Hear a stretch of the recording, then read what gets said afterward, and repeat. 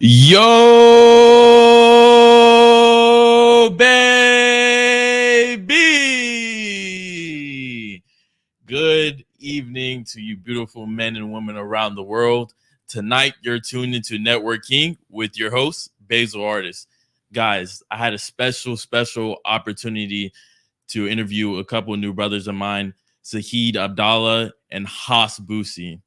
In this interview, we'll be talking about leadership, family, and business. Bousi, he's an entrepreneurial king. He has revolutionized the life insurance game. And obviously, you guys already know Sahid Abdala. He's revolutionized the insurance game in a whole different way. He's trying to bring the younger, new crowd in. And I had to do this interview with both of them, especially Haas. I just want to see all the wisdom and everything he could provide. Guys, with no further ado, Bousi and Sahid Abdala. How you doing? My man. Let's go. Let's go. Thank you for having us. Can I get your name, age, and what you do for a living, brother? Yes, sir. My name is Bousi, 32 years of age, young age. And we run a financial agency, man, the life insurance agency. Mentor and develop agents across the country, help them build a career in the insurance industry, and help them create generational wealth for their families. And we're excited to keep the ball rolling, and we got some big plans for the future. So yes, sir. How about yourself, Sahid? Been here before. Appreciate you, my brother, for obviously having us on. My name's Sahid Abdala. I'm 27 years old, and I also run an insurance business alongside my mentor here and coach. So we're very excited for what we're doing. And then now you are part of the family. Yes, sir. So we're excited to have you, and as well to show you the journey that has helped us get to where we got to. Thank you so much. And can you just give people the backstory, your story of your life from a young age to now? Absolutely. So I was born and raised. Not many people know this place, Dearborn, Michigan. What it is, it's 20 minutes outside of Detroit, suburb area. Beautiful place to live, very diverse. Grew up with Middle Eastern family. A very, very, very strict family. What do I mean by that? Military style. So as you may know, got to wake up at a certain time every single day. You have 3 to 4 sports you have to attend on a weekly, on a daily basis. I'm sorry. You have to go to college, right? That's the one thing. They come to this country. All the immigrants come to this country. What do they want to do? Mm-hmm. You got to go to college, right? So I came from that family, but I was very into sports my whole entire life. Went to Dearborn High School. By the way, I have 75 cousins. Huge family. 75 cousins. 2 of my family members on my mom's side have 10 kids. So I have 9 aunts and uncles on one side. I have 7 aunts and uncles on another side. So it's a pretty big family. I think even more than 8. Sorry if I got that wrong. But and then I said, okay, great. I grew up over there, and I was like, but I always knew I wanted to do something big with my life. My parents got divorced. I was 20 years old, and I had to become a man fairly quickly. I was just telling you guys before we came out, I was working when I was 14 years old. So when the time you get to 13, 14 years old, you got to work. Yet for free, the family discount, right? And from there, I said, okay, taught me a lot of values, principles, hard work. Ended up graduating high school, went to college, went to Eastern Michigan University, graduated with a health administration degree. I don't know why. I just figured it's in the health industry.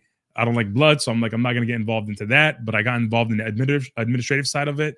So I'll be a CEO of a hospital on the business side. Little did I know later on, I hated hospitals. Long story short, man, I mean, my nickname was 2-Bottle Bousi because you couldn't go to the club without seeing me with 2 bottles in my hand. I was that guy, partying 8 days a week, not 7 days a week. But something had to change, so I got involved in the bodybuilding world. I started doing men's physique bodybuilding around late 2017, early 2018. Won the Michigan State Championship in bodybuilding, went on to nationals, placed top 5 nationally. And then throughout that time, I met my wife. Obviously, when you're not going out and not doing things that you shouldn't be doing, you end up meeting somebody, right? 100%. Ironically.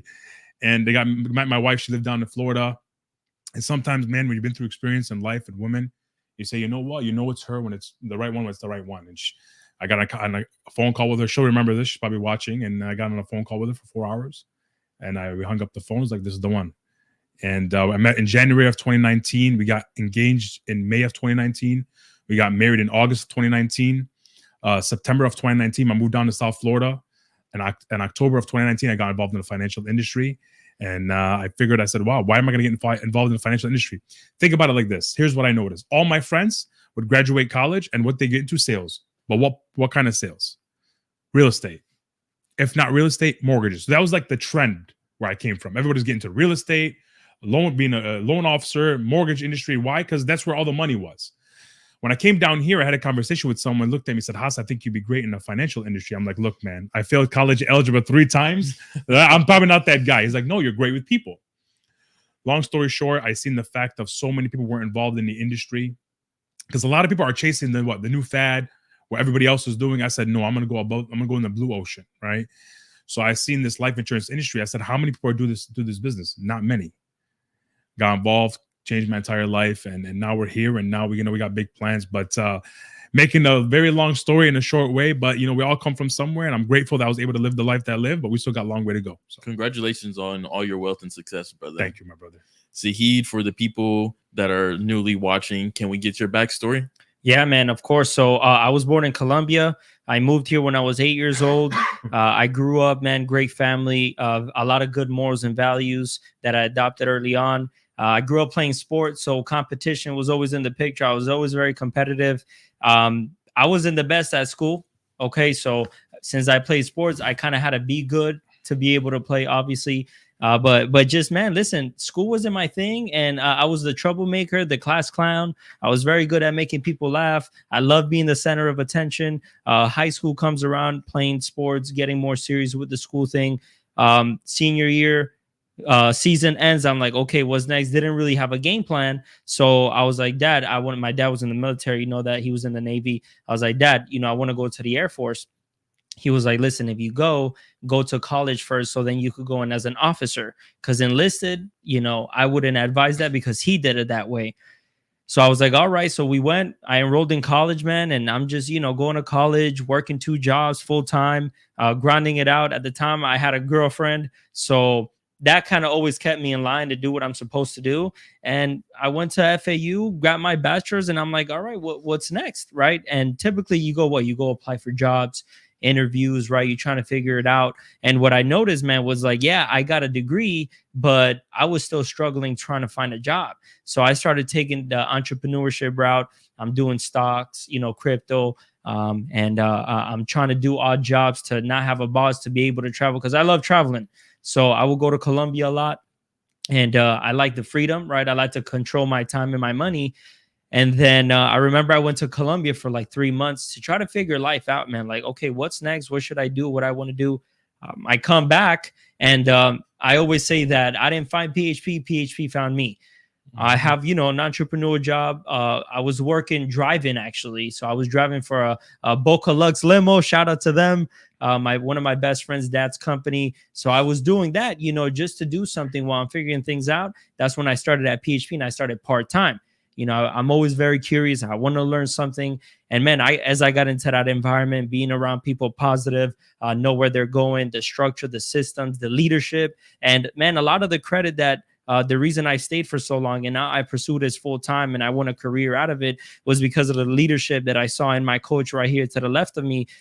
Knowing that if you're by somebody that is going places, and if you put in the work, you're going to go places as well. So I came in very coachable. And I just took everything in. I learned, and as time progressed, man, I saw more of a fit in the business, doing it, learning. And I've only been a year in. I'm a broker in the company now. All thanks, obviously, to the coaching that I've received. And we're just getting started, man. Started in a small office, in a 1,200 square foot office, and now we've expanded to a 13,000 square foot super center. So the growth is real. I come across people, man, that are like, man, like this growth that you've had in such a short time, what credits that? And I said, listen, man, being around the right people, having the right circle around you, and just being coachable to the people that are trying to help you. And then also being accountable, right? Being accountable to what you do on a day-to-day basis. And that's why I said, anybody that's out there that's young, that's 18, 19, what advice could I give them is find a mentor and a leader that can guide you and help you. Because a lot of people, they like to be in circles where they're comfortable. Right? Just be comfortable. Oh, you want to be depressed, sad, not go to the gym? Yeah, it's okay. I do it as well. No, you want to be around a circle where if you don't wake up early, you're held accountable. If you don't eat healthy, you're held accountable. If you don't work out and do what you're supposed to, you're held accountable. And that's how you're able to go to the next level. And thankfully, I'm part of that group now. Sahid Abdala, congratulations on your wealth and success also, brother. My man. Guys, before we go deeper, like, subscribe, hit the bell so you get notified every time we go live.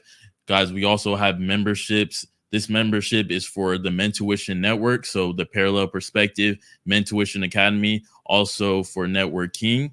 There's different tiers. Guys, you do not have to pick the top tier. You could pick the bottom tier. And as you keep rising by watching Mentuition Network, gaining value, just keep upgrading your tiers. So Haas and Sahid, now that we have your backstory, let's understand your foundation, your values, your morals. And I think that starts with religion, in my personal opinion. That's your faith. What religion do you guys practice, if you do practice a religion? Yeah. So I'm a Muslim, practice the religion of Islam. Born into it, studied it, and got even closer to it when I got married, and even closer to it when I had children. And it's so interesting that you go through a process of almost getting deeper and deeper into your faith, the more and more that responsibilities that you start to have in life. And so I'm a Muslim, proud, grateful, and I'm looking forward to trying to be. I'm not perfect. Islam is perfect. Muslims are not. And every single day we're trying to get up every single day and do our best and follow our faith to the best of our abilities. So I am a Muslim now, but I haven't been a Muslim all my life. I was actually kind of born into a Catholic environment. Being in Colombia, they're mostly Catholics. When I came here, I was more around Christianity. And then I've always liked seeking the truth, man. I've always been a curious person. I've never had an ego involved in learning something, discovering things. And I never really had somebody that can talk to me about it, tell me about it, educate me on the religion of Islam until I met Haas. And I started asking questions because I saw how he operated. I saw how his day-to-day was, and I saw the level of morals and respect that he had for himself, his family, and I wanted some of that. So I started asking questions, learning more. And it was interesting. We were talking about this before. We were saying, why the religion? Like, why did you choose to go that route? And I sat down, I said, who do I want to be? Right. And I figured out that I want to be proud of who I am, proud of how I live. And I found that in the religion, because Catholics, there are a lot of stuff that's going on right now with them that there's a lot of people that but are not proud of it. Same thing with Christianity. But with this religion, anytime you come across a Muslim, they're very proud because they know the morals and values that they have and how they live. And for me, thinking about who I want to be proud. And that's why I resonate with the religion that I practice. I like that. And how does your character and your religion coincide? Yeah. So obviously, we look at it, right? We talked a little bit about it earlier. By the way, we had a great time prior to this, right? Yes, sir. The podcast already started, guys, prior to the podcast. But what's so interesting is this. Our Creator created us. Okay. And everybody in this room has a purpose. You have a purpose. You have a purpose. I have a purpose. We were created for a purpose, right? Now we ask ourselves, what's the purpose of life?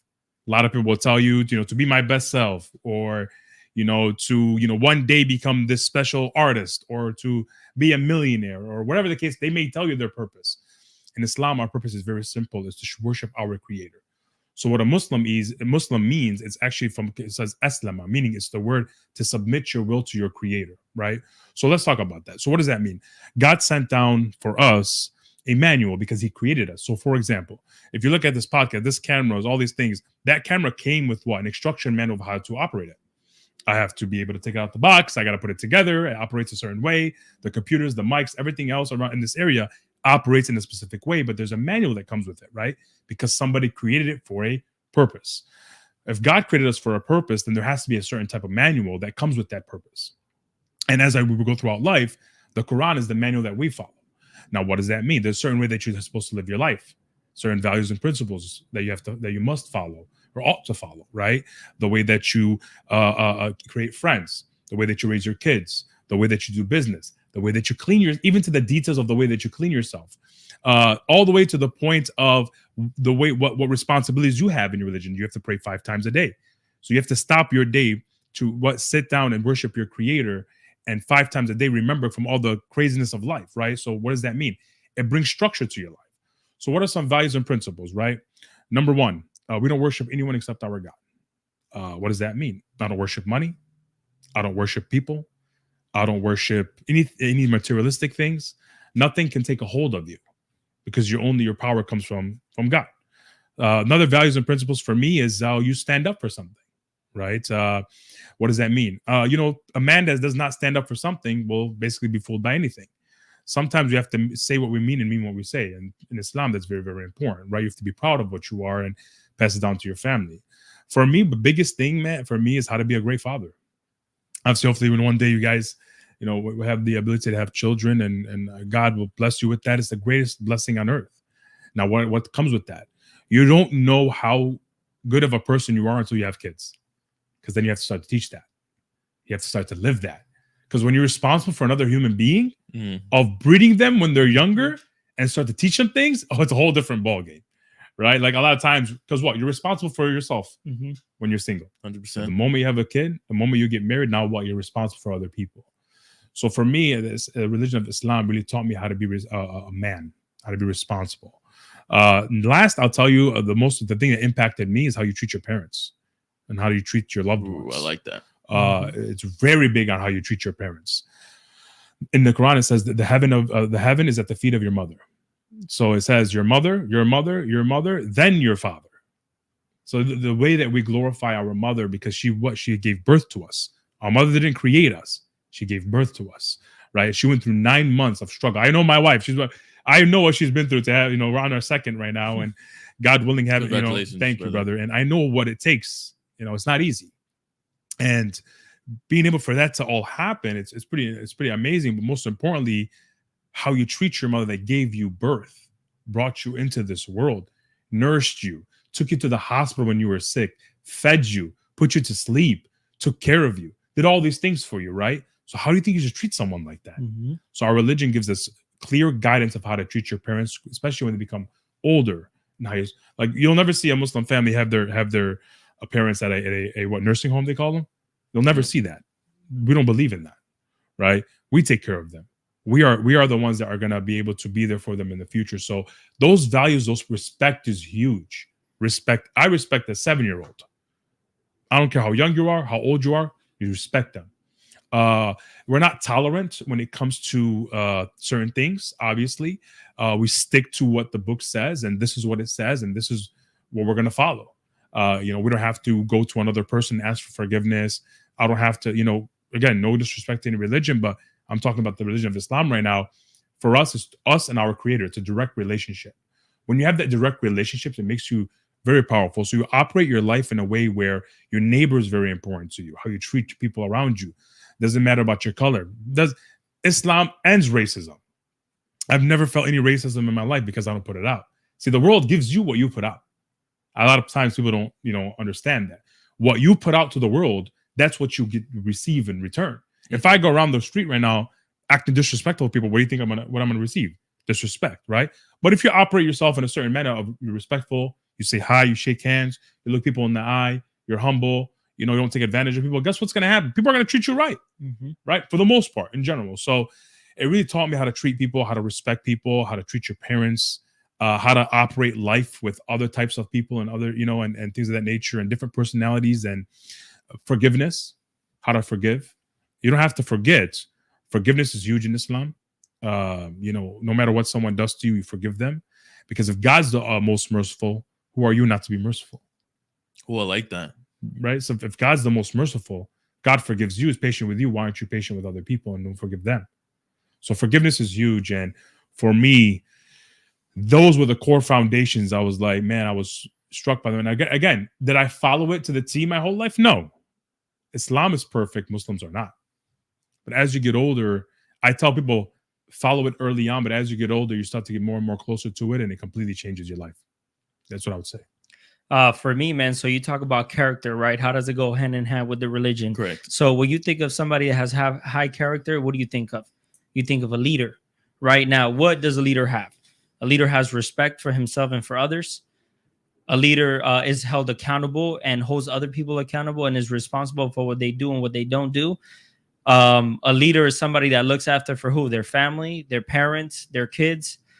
So it teaches a lot about leadership, which is something that I'm learning more and more and more about. It's something that's very important in our business and what we do. And as I see the leader that Haas is, I want to duplicate that. And since I see how important religion and Islam plays a role in who we are, how we are, our character and our leadership, that's why I gravitate towards it. And it teaches about how to be a better leader, right? For yourself, for your family. So when you talk about how character goes hand in hand with the religion, it builds a leader. And that's what I want to be for myself and for others and for my family. And that's why, have it so dear to my heart when it comes to it. Thank you for that. And y'all both talked about leadership and family. Let's hit family first. Mm-hmm. Why do you now think in society they're trying to divide the family unit? Mm-hmm. What's the reasoning for it? So think about it like this, right? Is it harder to control people when they don't have anyone to take care of? Like, for example, I'll give you an example, right? Who's easier to control? A single person who's out there doing, degenerate things, or someone who's married with kids who's going out there being a net positive to society, working, being an entrepreneur? The degenerate. Mm-hmm. So it's all control at the end of the day. It's so interesting to me. When I ask people, I say, let me ask you a question. Let's be a logical people, right? What's more beneficial to you? Okay. Drinking all the time or not drinking all the time? Not drinking. Not drinking. That's more beneficial, right? Okay. Doing drugs or not doing drugs? Not doing drugs. Okay. Now we talk about, for people that want to control you, what is more irritating? Someone that believes in God or someone that doesn't believe in God? Ooh, someone that believes in God. They're more irritating to the individual who's trying to control you. You cannot control people of faith because they don't look at you like the superior over them, right? So because why? They worship only their creator, not another human being. So it's harder to control people of faith. It's harder to confuse them. It's harder to tell them that the future is not going to be bright. It's harder to sway the way that they think, right? So people of faith, they're just hard to control. That's number one. Number two, when two people find each other and then they duplicate that into children, what ends up happening? When you find two parents who get married, they get on the same page, right? And then they duplicate that into their children. Essentially, what is happening? They're breeding a new wave of leaders into society that ultimately happens where that duplicates and gets bigger and bigger and bigger and compounds and compounds and compounds. And eventually you have a lot more people who are not being controlled or told, hey, go and drink. Hey, go do drugs. Hey, go do this, do that. No, this is who I am. This is what I'm sticking to. This is what I was taught. So they fear the parents that are leaders duplicating that into their children. So what do they try to do? For example, colleges, universities. Have you guys ever heard of college and universities? They're like, they go to school, they come back and hate their parents because they go to these liberal schools that teach them all these idiotic, I want to say values and principles. They're not even values and principles. They're just way of thinking, right? Because if you don't have a God, you look for something else to have a God. So they go to these liberal schools and they don't talk about religion, and they don't believe too much in religion. They say it's just a way to control you. But if you don't have a certain religion that you follow, you're going to follow something else. 100%. Right? You're going to find a religion. What's happening in universities, they go to school, they learn all these things about how capitalism is bad, how rich people are bad. Did you ever hear that? Oh, rich people are evil. They're saying that for a reason. What's the reason? Because what's easier to control? Someone who's rich or someone who's not rich? Someone who's not rich. Exactly. They're easier to control. If you don't got money, guess what? They can tell you what to do. They can tell you to stay in your house. They can tell you to do these things. Guess what? When you got money, when you have your own type of money, they can't just tell you what to do. You're controlling your life. You dictate the way that you move, right? So the reason why they're trying to split kids away from their parents is because they don't want that to duplicate. And a lot of it is happening in schools. A lot of it is happening in universities. A lot of it is trying to demonize people. Like, for example, back in the days, everybody wanted to be rich. Now it's almost like it's bad to be successful. We used to have MTV Cribs, Pimp My Ride, all that good stuff, right? Limos. Now what do you have? Nothing. Now it's like, oh, these people are bad, or oh, they did something bad to get there, or they took advantage of another person. It's absolutely idiotic. And again, why? Because they want your votes. Because if they get their votes, guess what happens? They are able to push their agenda.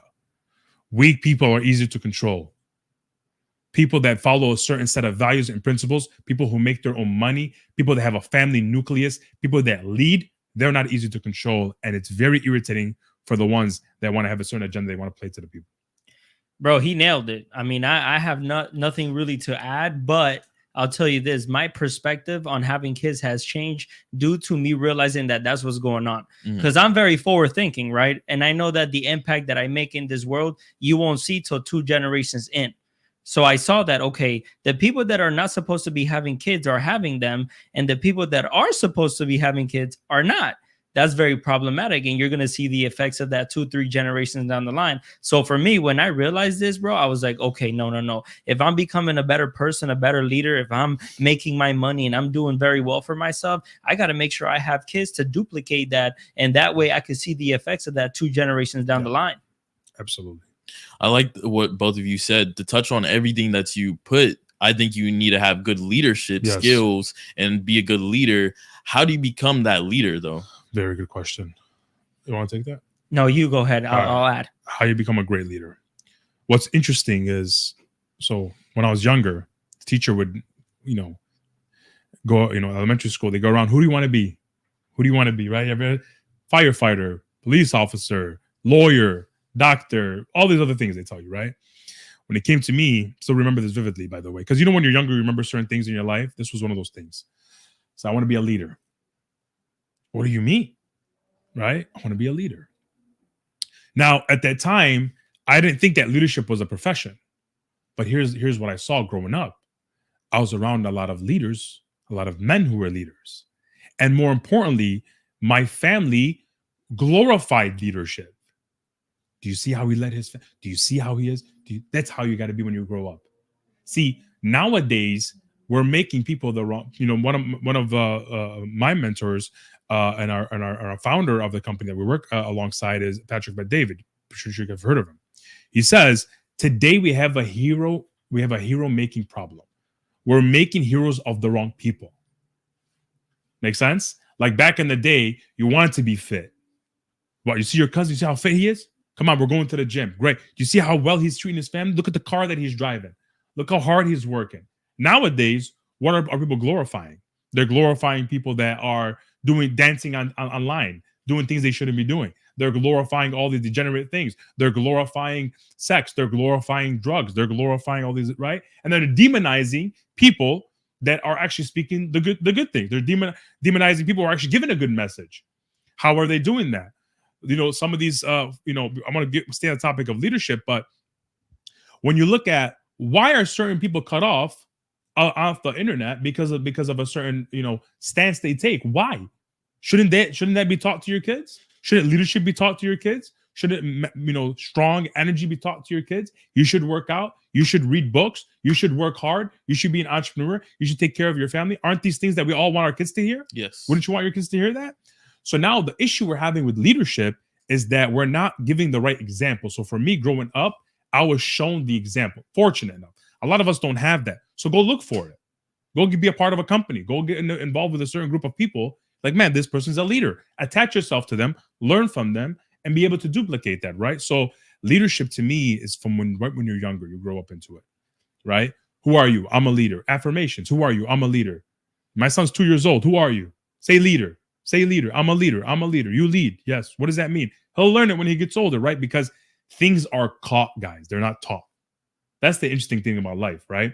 Meaning, we can say things, but your kids or people around you are going to follow what you do. Certain leadership qualities, how you stand up for something, how in a meeting you take control and bring people together, not tear them apart, right? So that's the first part, leadership. You have to look and see who are people edifying as far as a leader, right? That's number one. Number two, like, let's look at leadership books. Who's a great person about leader? John Maxwell, right? Mm-hmm. Talks a lot about leadership. People don't read these days. It's so interesting. I'm not against college. What I'm against is leaving college and you stop learning new things, right? What's so interesting, the $50,000 of student loans that were in college that I spent, guess what? The $20 book that I buy at Barnes & Noble's got me a lot more information, but probably provided more value to me than an archaeology book I bought for $250 on rocks and fossils I probably never used, right? Yeah. So that's the first part. So number one is find the right leaders, emulate, See why they act the way they act. Edify them to your kids. Edify them to the people around you. Number 2, read, right?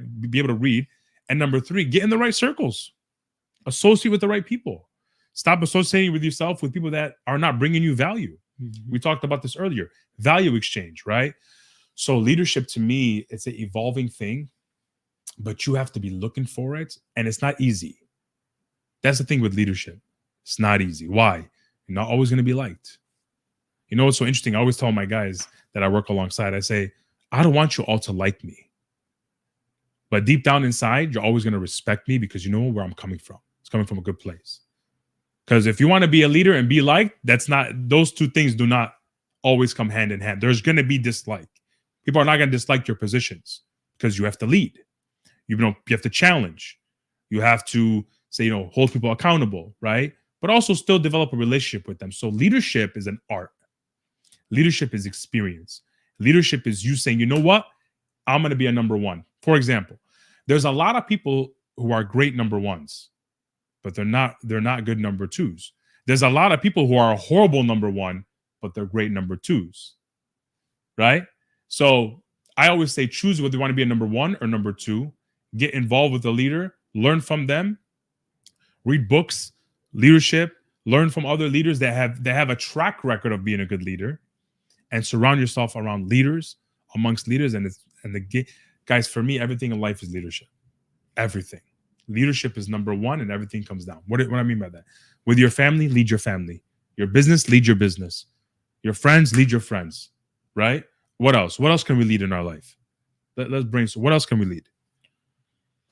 Other people. Lead other people. Ooh. Can what else can we lead? Our friends. Can we lead the school that we're in? Mm-hmm. The organizations the networking events that we're in? Our neighborhood. Hey guys, I see this is going on in the neighborhood. Here's what we got to do. Right here, I'm seeing that there's people driving too fast down the street. We have to speak and put a speed bump in here. We have to put some people outside at nighttime, take turns of all of us having night watch, right? Making sure our kids are protected, make sure no one's breaking into cars. You have to lead. Mm-hmm. Correct. Make sense? Well, there's so much crime in my area. I don't know what to do. Stop. We're not victims. We leaders find solutions. Let's get together and let's lead. So for me, leadership is about taking action, and the future is bright when you lead from the front.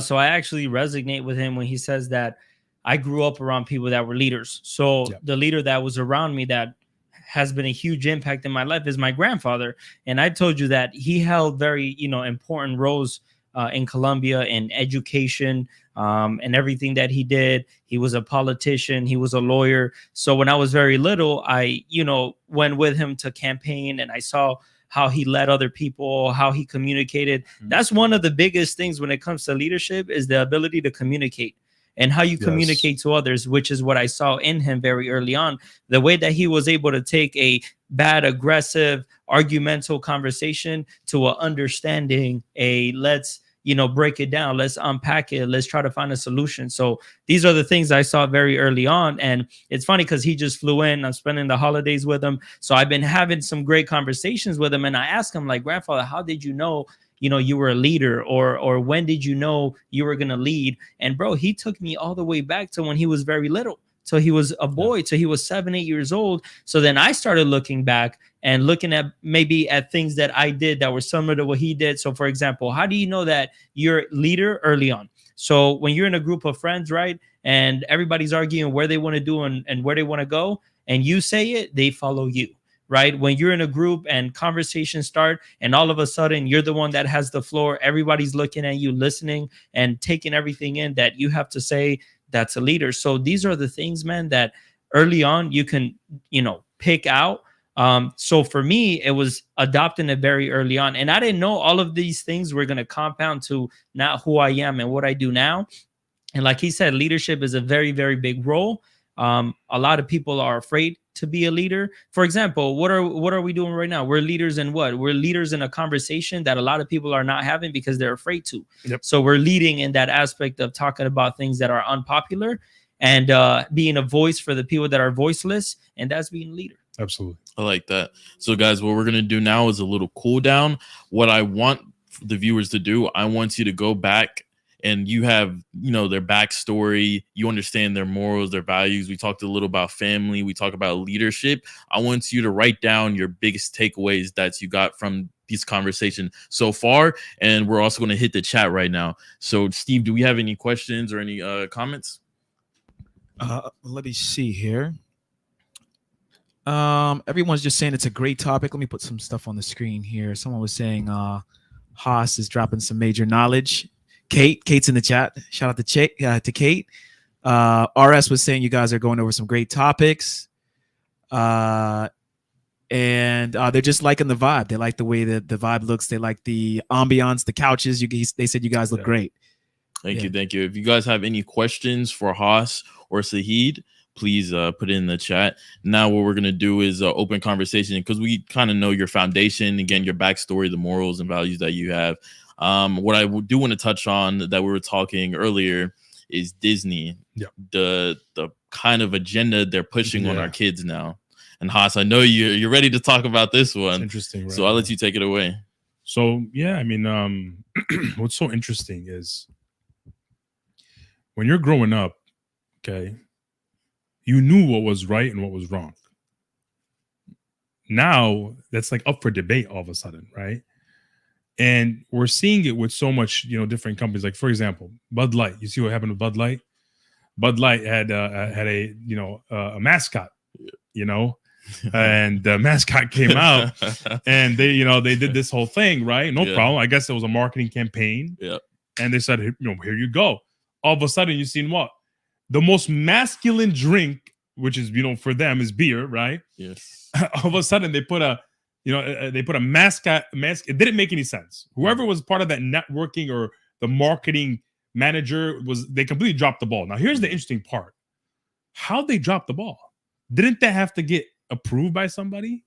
Here's what the problem was. They thought that we need this type of marketing in order to make more money or get more attention. Guess what? It failed. Why? Because their audience is not receptive to that type of marketing. Okay. So what does that mean for Disney? Because it's about Disney. We talk about Disney right now, right? Who is Disney's customers? Who are the customers of Disney? It's not the kids. The parents. The parents. Parents are paying the bills, aren't they?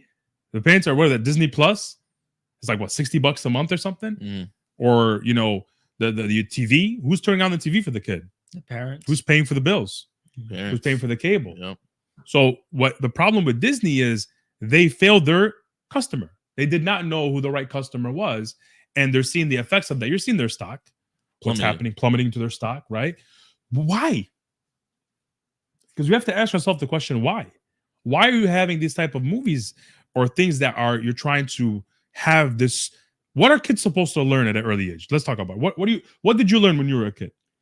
That's from the age of 5 to 10 years old, 4 years old. What are you learning? I learned skills self-sustain myself. Mm-hmm. Okay, self-sustain yourself. What else? For me, I never really had TV or video games, so I was always outside. Mm-hmm. Yeah. So for me, I kind of just learned how to be around other people, how to behave, what to do, what not to do. Mm-hmm. Obviously, not get in trouble, right? Mm-hmm. So that's the type of upbringing and environment. But nowadays, what's happening is that because social media and because of the access that these kids have, it's easier for them. So the parents are kind of, I would say, I don't know, you correct me if I'm wrong, but I feel like the parents are also losing control in a sense, because kids have access to so much that it's very hard for a parent to be restricting with certain stuff. That's why you got to be involved, right? So let's talk about it. So we learned how to ride a bike. We learned how to skateboard or rollerblade, or you went outside, you got into a couple fights. You were learning about math. You were learning about colors. You were learning about what else? You're learning about science. You're learning about biology. You learn about things that you're going to use into the future. Right now in Russia, kids who are in elementary school, they have every single from preschool or kindergarten all the way up until they're older. They have a gym class every single day. For the hour of the gym class and PE class, they're learning the left cross. They're learning left hand, right hand every single day for an hour. Right, you're seeing it. Seeing some of these countries like China. What are they learning? They're learning like coding. They're learning how to, do all these different things, Mechanics. Here, all of a sudden now they're teaching our kids about all these other things that they're teaching, right? So Disney comes out, starts having movies about, boys kissing boys and doing all these different things. Why do kids have to learn this stuff at an early age? Right now, recently in my community in Dearborn, and again, people will disagree. People will, say, what are you talking about? I can't, you need to be more sensitive to people. Listen, this is what you can stand for, whatever you want. This is what our values and principles are as a family. Here's how I stand. This is you can stand where you want to stand. I want to stand where I want to stand. That's why a country is so amazing. That's called America. 100%. Right? That's what makes it amazing, where you have an opinion, I have an opinion, right? But for me, kids don't have to be learning this kind of stuff. Teach my kid how to, how have a movie on, hey, working, hey, treating people good, hey, being a man, hey, doing these things, right? Working out, all these different stuff. So Disney comes out and does this. They saw what happened with their stock. And then now recently in my community, one of the she was a Christian lady. She was in the library, or I'm sorry, her kid was searching on the library. They have a portal online, library portal. And she looked at the books and they had all these different books she never even knew was on there. Right, about how two boys are having these kind of things, or touching each other and this and that, and it's okay, and and the books are like for 4 or 5-year-olds. I don't think 4 or 5-year-olds need to be learning about that, right? I think they need to be learning about other things, right? And then they went and they protested, did all this, still never took the books off of the shelf on school. Why not? And then an individual went to the school board, read out of the book to the school board what was going on. Was reading, and they got so uncomfortable. They said they wanted him to stop. But you have this stuff in the library, but you got uncomfortable when I read it to you. So what's happening, guys, is that they're trying to test the waters. They're trying to see what they can get away with. They're trying to see, can we get away with this? Are people going to be tolerant of this? Are people going to accept this? Are people going to allow us to push this? And then the right people have to step up and say, no, you're not. And a lot of people, guess what they did? They said, no, you're not. And Disney took a massive hit in their stock. They're seeing it right now financially. And of course, it's only going to get worse for them if they don't change up, because they chose the wrong enemy by seeing who pays your bills, the parents. And now they're seeing the repercussions of that. Bro, for me, I see Disney as a pawn that's being moved and sacrificed for the agenda to continue to be pushed forward. So me, I've always been curious, this. So I always searched things that I wasn't supposed to since I was very little. And I always dove into the big role that Hollywood and Disney plays into the manipulation of a child's mind. So when you have these kids reading into that, looking into that, guess what? They're just being molded into being that manipulating person that they're trying to obviously have. So we're talking about what's going on in today. Manipulation, right? People are being fed stuff so they could be easily influenced, right? And like I said, Disney is just a pawn that's being sacrificed in order to continue moving this agenda forward. So that's my take on that. So. I want to understand the end goal with it. Yeah. The gender fluidity, everything that's going on. When you go back into the past and you look at the old empires, the Roman Empire, the Egyptian Empire, empires and civilizations collapsed under the stuff that's happening right now. Gender switching. We talk about a man being a female, female being a man. You kind of get obstructed of what's real. And I don't know what the goal is here. Maybe it's to make feminine, emotional men that are going to make rash decisions. And maybe the ultimate goal is war. Because guess who profits off the top of the top, the elite? Because guess what? They win on the losing side and they win on the winning side. How do you guys feel about that? So we've spoken about this, right? You said, what is the end goal, right? So we see a lot of, for example, I don't know if you know him, Klaus Schwab. Yes. Klaus Schwab, right? So World Economic Forum, 2030, the Great Reset. So when we think about what the end goal is, that's what the end goal is. So what's going to happen, right? First, they're manipulating kids to be weak. They're manipulating men to be weak, right? They're starting to confuse genders so people don't know what role they need to play, right? Us, we're the men, we're the leaders, so we're supposed to lead. But guess what's happening? They're confusing that so they don't have any leaders leading the way when the time comes. So what's going to happen is the society is going to be very chaotic, okay? People are going to be very emotional. They're going to make irrational decisions. And then this is all going to fuel to society essentially starting to collapse, where then these guys come in and say, hey guys, things are getting out of control. Now it's time for us to take over and take control. And that's where we're going to move into a globalized world where it's controlled by one. So that's the end goal, right? So we have a very big duty of what can we do, right? Because we always talk about, okay, all this is going on, but what can we do? Okay, what are we doing right now? We're training individuals on how to think differently. Okay, we're bringing people around an environment where they have morals and values. We're bringing people around where they feel comfortable believing whatever they believe, as long as we all know what's right and what's wrong, what's true and what's false. Because this is what happened in society. There started to be a lot of gray area, right? When you go to court, they don't tell you, hey, you're semi-guilty, you're maybe guilty. No, it's either, brother, you're guilty or you're not. But then people started finding the gray area, right? And started not knowing what's right and what's wrong. And that's all leading, brother, to, collapse society, in my opinion. Yeah. I mean, you nailed it. And as well, again, what's the agenda? That's the question, right? Why are they doing this? What's going on with this whole thing about, here's my thing. Whatever you want to do, go ahead and do, right? But I don't understand. This is my big thing, right? You want me to be okay as a father with another grown-ass man. Can you go on here? Yeah. Say it. Another This is unfiltered. Unfiltered. Okay, another grown-ass man, okay, being in the same bathroom as my kid. You want a man to be in the same bathroom as I'm having, God willing, I'm having a daughter on the way. You think I want a grown-ass man in the bathroom with my daughter? What? Fuck no. Since when? When did we allow that? When was that okay? Again, it's not the fact that you can't do that. Go ahead. But why? Why do I can't allow that? It doesn't work with me, right? So that's on the first part. Second thing is, why are they trying to weaken men? Again, we talk about, this feminism movement. Women. We think women have the same opportunities as men. I believe so. Why doesn't a woman have the same opportunity as men? Right? If a woman can do the job the same as a man, even better, she's gonna have the same opportunity. The number one earner in our company is a woman. What are we talking about?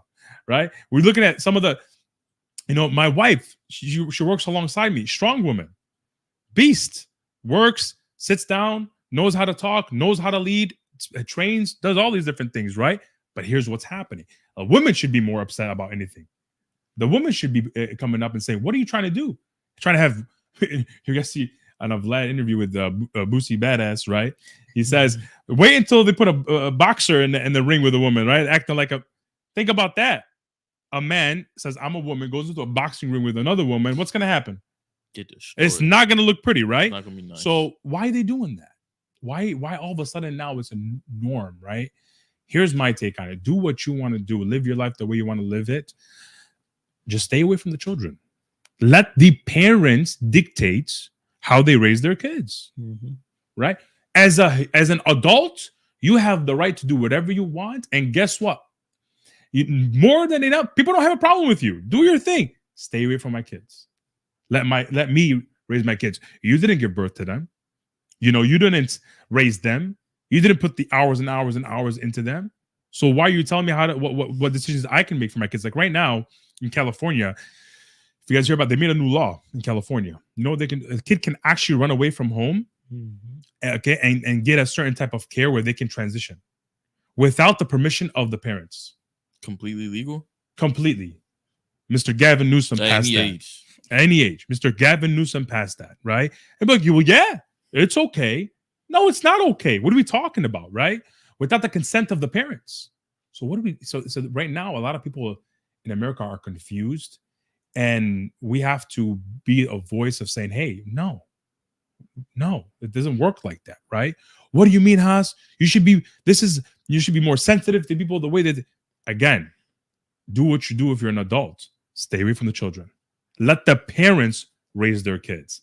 Don't try to raise your kids for me.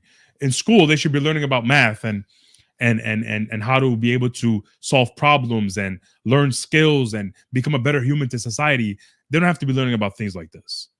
So it's being pushed because, again, who do you go after when you're trying to weaken a society? The kids. Kids. The next leaders. Who's going to lead us? When we're 70 years old, 80 years old, smoking our cigars in our beautiful homes, hanging out, who's going to be leading us? Who's going to be the president of the United States? The generation under us, right? So it's going to be our job. Here's the thing. Here's what I say. Number one, the right people are finding each other. with the right values and principles. Number two, we have to have more kids. You know, and you know, a lot of them, look, Muslims are averaging right now, what is it, 3.1 kids per woman, right? Across the nation. Think about it like this. So, but people are having less kids. Why? They want more freedom. I think that's selfish. You need to have more kids, especially if you're a good leader, especially if you're a good individual, especially if you have the right values and principles. Meaning, in America today, the wrong people are having kids, more kids, and the people that have the right leadership are having less kids. Why? You're more worried about your career?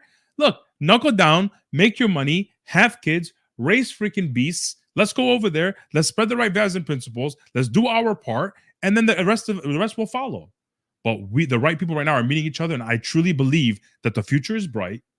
Okay, I truly believe that the minority is not actually they're just right now they're the loudest. The minority is the loudest. You have to be louder, and that's what you're doing here with your platform, man. And I love what you're doing, and we need to keep doing that. And more people need to be subscribing to this and supporting you and being behind your back. And we got your back as well. And again, let's keep moving forward with this train, and we're going to win at the end of the day. Thank you, brother. And I think all this comes with networking and brotherhood. We didn't, before we were about to get into brotherhood, but we didn't get too deep into it before the show, the interview. So I definitely want to touch on brotherhood now. Yes. That comes with networking with the right people. Why is network so valuable? Everyone always says your network is your net worth. It's very true. Which is 100% true in my opinion. But to find the right people, that starts with yourself, all the morals and values that you guys talked about, the principles, then that helps you find who you are, where you want to go, and then you can find the brotherhood, the right brotherhood. But where do you go? What places are you supposed to go to find these people? Because you know who you are now, but where do I go? Like, is it a club? Is it the bar? Oh, I like partying. I have little good morals, but I like partying. Yeah. Am I supposed to go to a club for that? Well, for me, so that's a great point. Great question. My bad to cut you off, guys. I do not like partying. I don't drink. I don't drugs. By the way. I just want to touch. Yeah. So great question. So, for example, right, a lot of men, they go out there to find the right one. Yeah. And what do they usually go? They go to the club, right? Yes. And that's where they try to find the right one. There. And you're not gonna find her there, right? So when you're looking for a certain circle, a certain group, like you said, first you got to analyze yourself, right? What you stand for. What do you want more of? And then once you assess what you want more of, then you go look for the places that are going to give that. So, for example, if you're entrepreneurial, right, you like sales, negotiation, you like bettering yourself, you want to go to an environment where you can find that. And that's where our company comes in, because a lot of people are finding that in our company, a community, a circle of people that want a better life, that, you know, want a better future, that want to recreate themselves, that want to read the books. So, and then also once you start assessing what you want, energy, because I believe in energy, you start attracting that. What you put out is what you get back. So, for example, as I started learning and recreating myself and turning into this person that I am today, I found myself gravitating people towards me that think the same way. And I think that's how me and you came about. 100%. Absolutely. Look, for me, guys, I always look at, okay, how can I be law of proximity? They talk about law of proximity. How can you get around these circles? How can you get around people? You got to provide them value. What value do you provide? You want value from people at a certain level? What value are you going to provide them? I said, I'm going to come into this company, provide value to my mentors, provide value to the CEO, provide value to the founder, provide value to the leadership, and I'm going to earn their respect, right? So if you're someone that's looking to get into certain circles, you have to be able to provide value. Is that simple? Don't you agree? So for example, what do I mean by that? You want to get closer to somebody, okay? Awesome. Find out how you can provide them value. Find out, like, for, you're a videographer out there. You're coming up, you're a videographer, you want to, how can I get closer to some of these, content creators that are really doing big things and they're leaders in their space, and I want to be surrounded around them. I want to learn from them. Okay, great. Go and give them value. Show them how you're better than the rest. Show them what you can do. Go improve on your craft, improve on your skill. That's how you get closer to the people, by providing value. And they're going to see it. The marketplace is always going to find out. Look, the marketplace is a very fair place. It's a very fair place. You put in the work. You improve. You read. you get better at your craft, you do the right things over and over again, guess what's going to happen? The marketplace is going to pay you. And most importantly, those leaders are going to find you and they're going to want to be around you and they're going to want to put you in their circle. But you got to provide value and you got to get very good at what you do. Whatever it is that you want to do, you got to get very good at it. Be the best at it. Got to believe in yourself. Leaders love those who believe in themselves. They like them in their circle, right? So provide value to a leader. Go find a company that has a leader. Find a group of people that say, hey, in this company has a leader. I like the way that he speaks. I like the way that he treats his people. I like the lifestyle that he has. I want that kind of life. For example, if you're at a job right now and you look at the life of your superior and you don't want that life, guess what? You're probably in the wrong area. If I don't want a certain life, but that my superior has in my workplace or whatever, then I'm probably not in the right place, right? I have to look and see, oh, I want that life. I looked at the industry that we're in. I was like, man, these guys have great lives, great family lives, great relationship with their spouse for the most part. Great, they raise great kids, big house, nice cars, right? All the perks, freedom, financial freedom, residual income, things of that nature. I'm like, yeah, I want that life. So they have 2 arms, 2 legs, 2 ears, 2 eyes, just like me. Now I got to go provide them value, get into those circles, learn how they did what they did, and not recreate the wheel, right? We don't have to recreate the wheel because guess what? It's already been done. All we got to do is follow the steps. But here's the problem with a lot of people, Basil. Ego. They don't want to be coachable. They don't want to learn from somebody else. They're know-it-alls. 100%. Right? They think they figured it out already. And life is going to hit them very hard because guess what? No matter how big you get, at what level you're at, you always need to be a student. Even when you become a teacher, you still need to be a student. And I think a lot of people today, especially the younger generation, they think they're too good to learn from somebody else. And they're going to find out. They're going to find out the hard way. And the ones that actually humble themselves, learn from somebody else, put some discipline in their life, become coachable, have a good foundation, man, your future is bright. And you work hard. Like, have you ever seen Dana White, what he said? If you're a savage and you get up every single day and you work hard, you're going to run circles around everybody. That's very true. And those leaders are going to find you. Because you're going to be hard to avoid. I like that. So, guys, this is our final cool down. We talked about the agenda and how you could kind of combat that. We talked about networking here, which is going to go into our next chapter. Steve, if we do not have any questions, I'm going to start our next chapter. We do have one question. Kate said, what is some advice you would give to young men who want to grow up to be leaders like yourselves? Kids, I think everything with kids, it starts from the top down. It starts within the household. It starts within the dad, right? That's why we talk about why a dad plays such a big role in the next layer. So for me, for any parents out there that have kids that want the kids to be leaders, it all starts with you. So you got to take accountability for whatever it is that you're doing wrong and go and fix that so you could instill that. Because going back to what Haas said about things are not taught, they're caught. So if you want your kids to catch something that you want from them, you got to make sure you're the one that's providing that to them. Young men. Interesting. We're all young men at one point, right? Yeah. Look, young men, don't waste time. You don't have as much time as you think you do. That's one of the biggest lessons I've learned growing up. Like, we think we have so much time. Oh, I have time to find a career. I have time to, find the right one. I have time. We don't know if we're going to be here tomorrow. We can leave right now. Not know if we're going to be here. We might not make it home tonight. Well, God willing, we do, right? But that's the reality of life. We don't know. Only our Creator knows. My point is, young men, right now, don't waste time. Do not waste time. Work on your craft every single day. Surround yourself around winners. Surround yourself around people who are going places. Don't surround yourself around people whose religion is the clubs and drinking. Especially here in Miami, it's difficult, right? I mean, I grew up in Detroit. There's only a few clubs you go to, right? But guess what? Here, it's crazy down here, right? It's a lot harder for kids to, be focused because of all the distractions. So what I would say for young men, guys, reduce your distractions.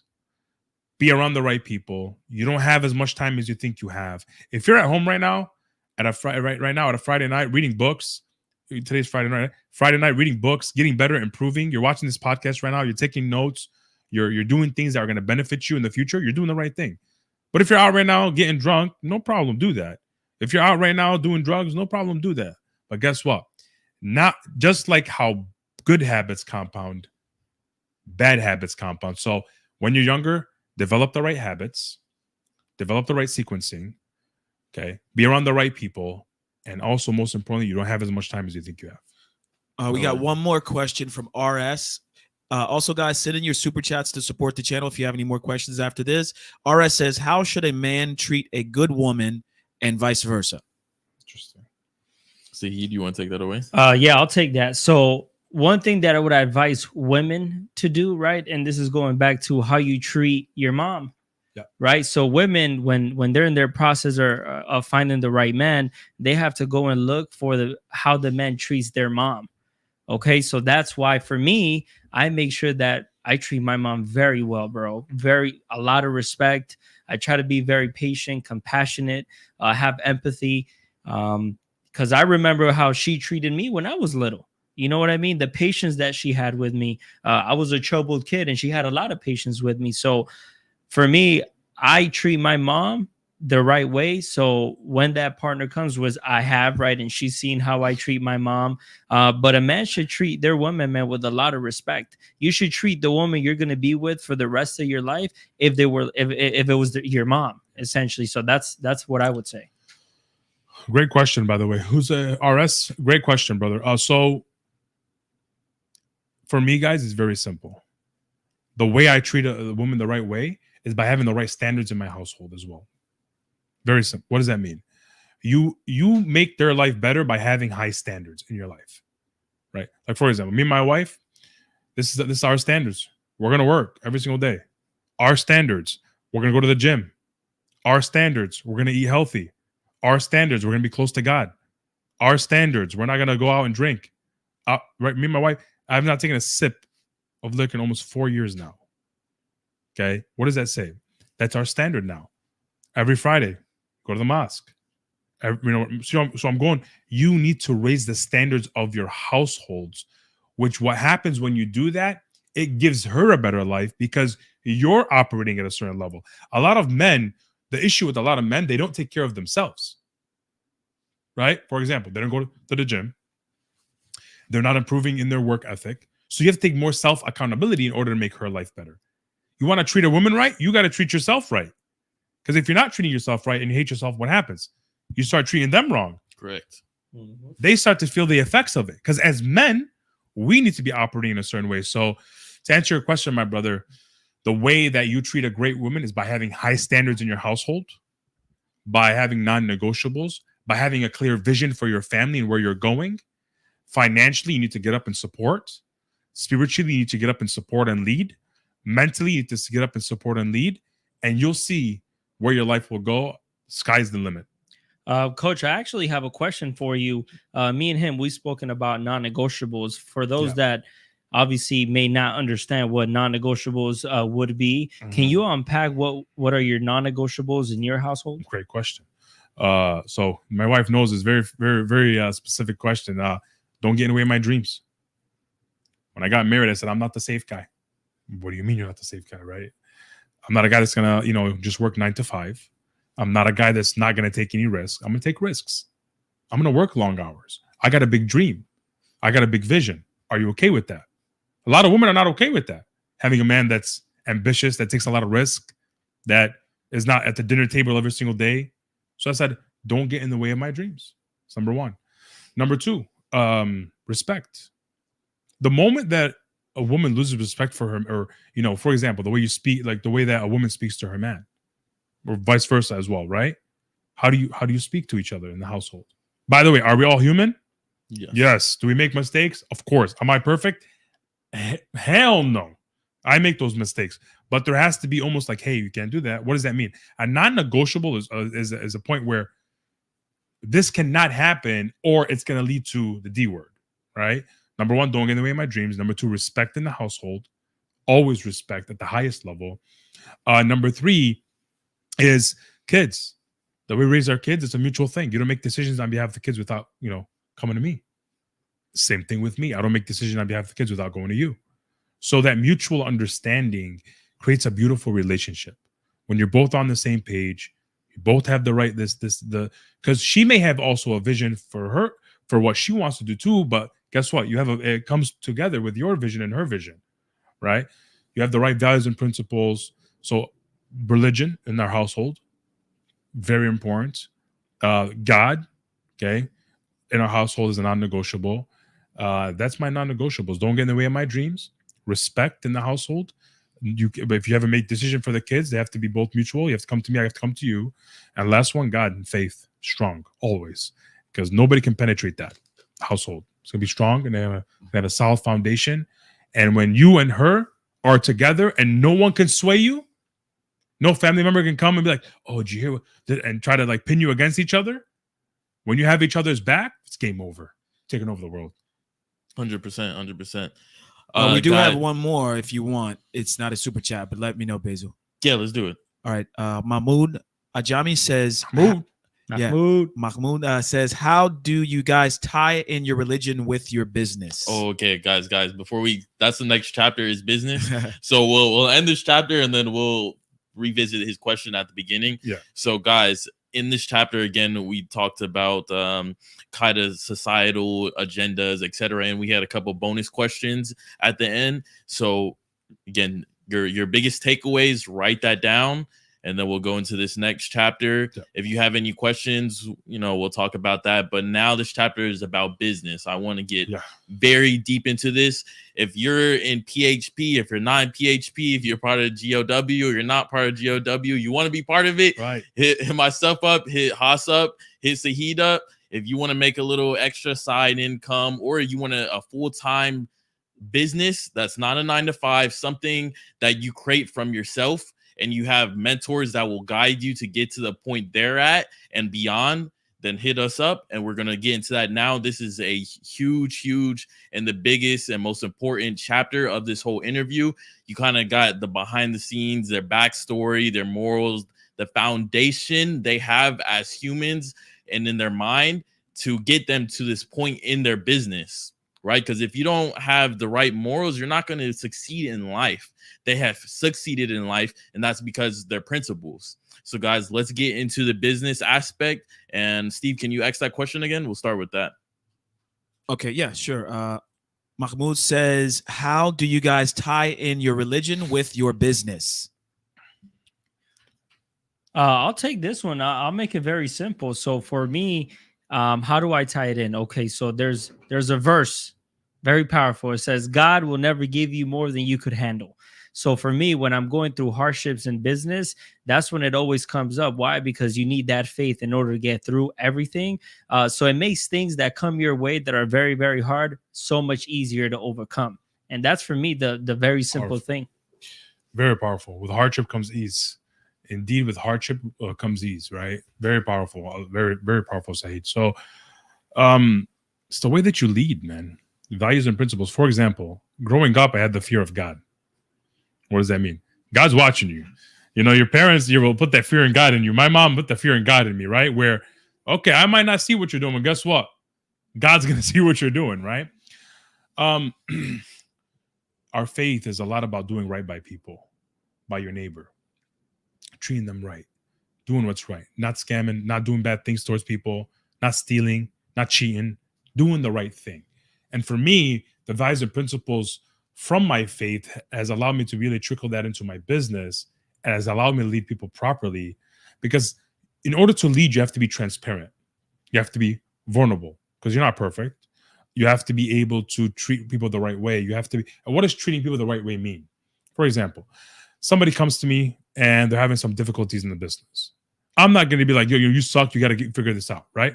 I'm going to sit down with them and be like, hey, I understand. How can I help? What do you need from me? I got your back, right? So these things with faith, our faith is very big on how you treat your neighbor, how you treat your fellow brother and sister in this world, right? So that's the first part, how you treat people. We've been able to tie in religion to that. Next thing with our faith is, a lot of people ask me, what keeps you stoic? What keeps you when things are going, like, for example, right now, Armageddon can be going on. I'll be like, hey, everything's going to be fine, guys. We're good.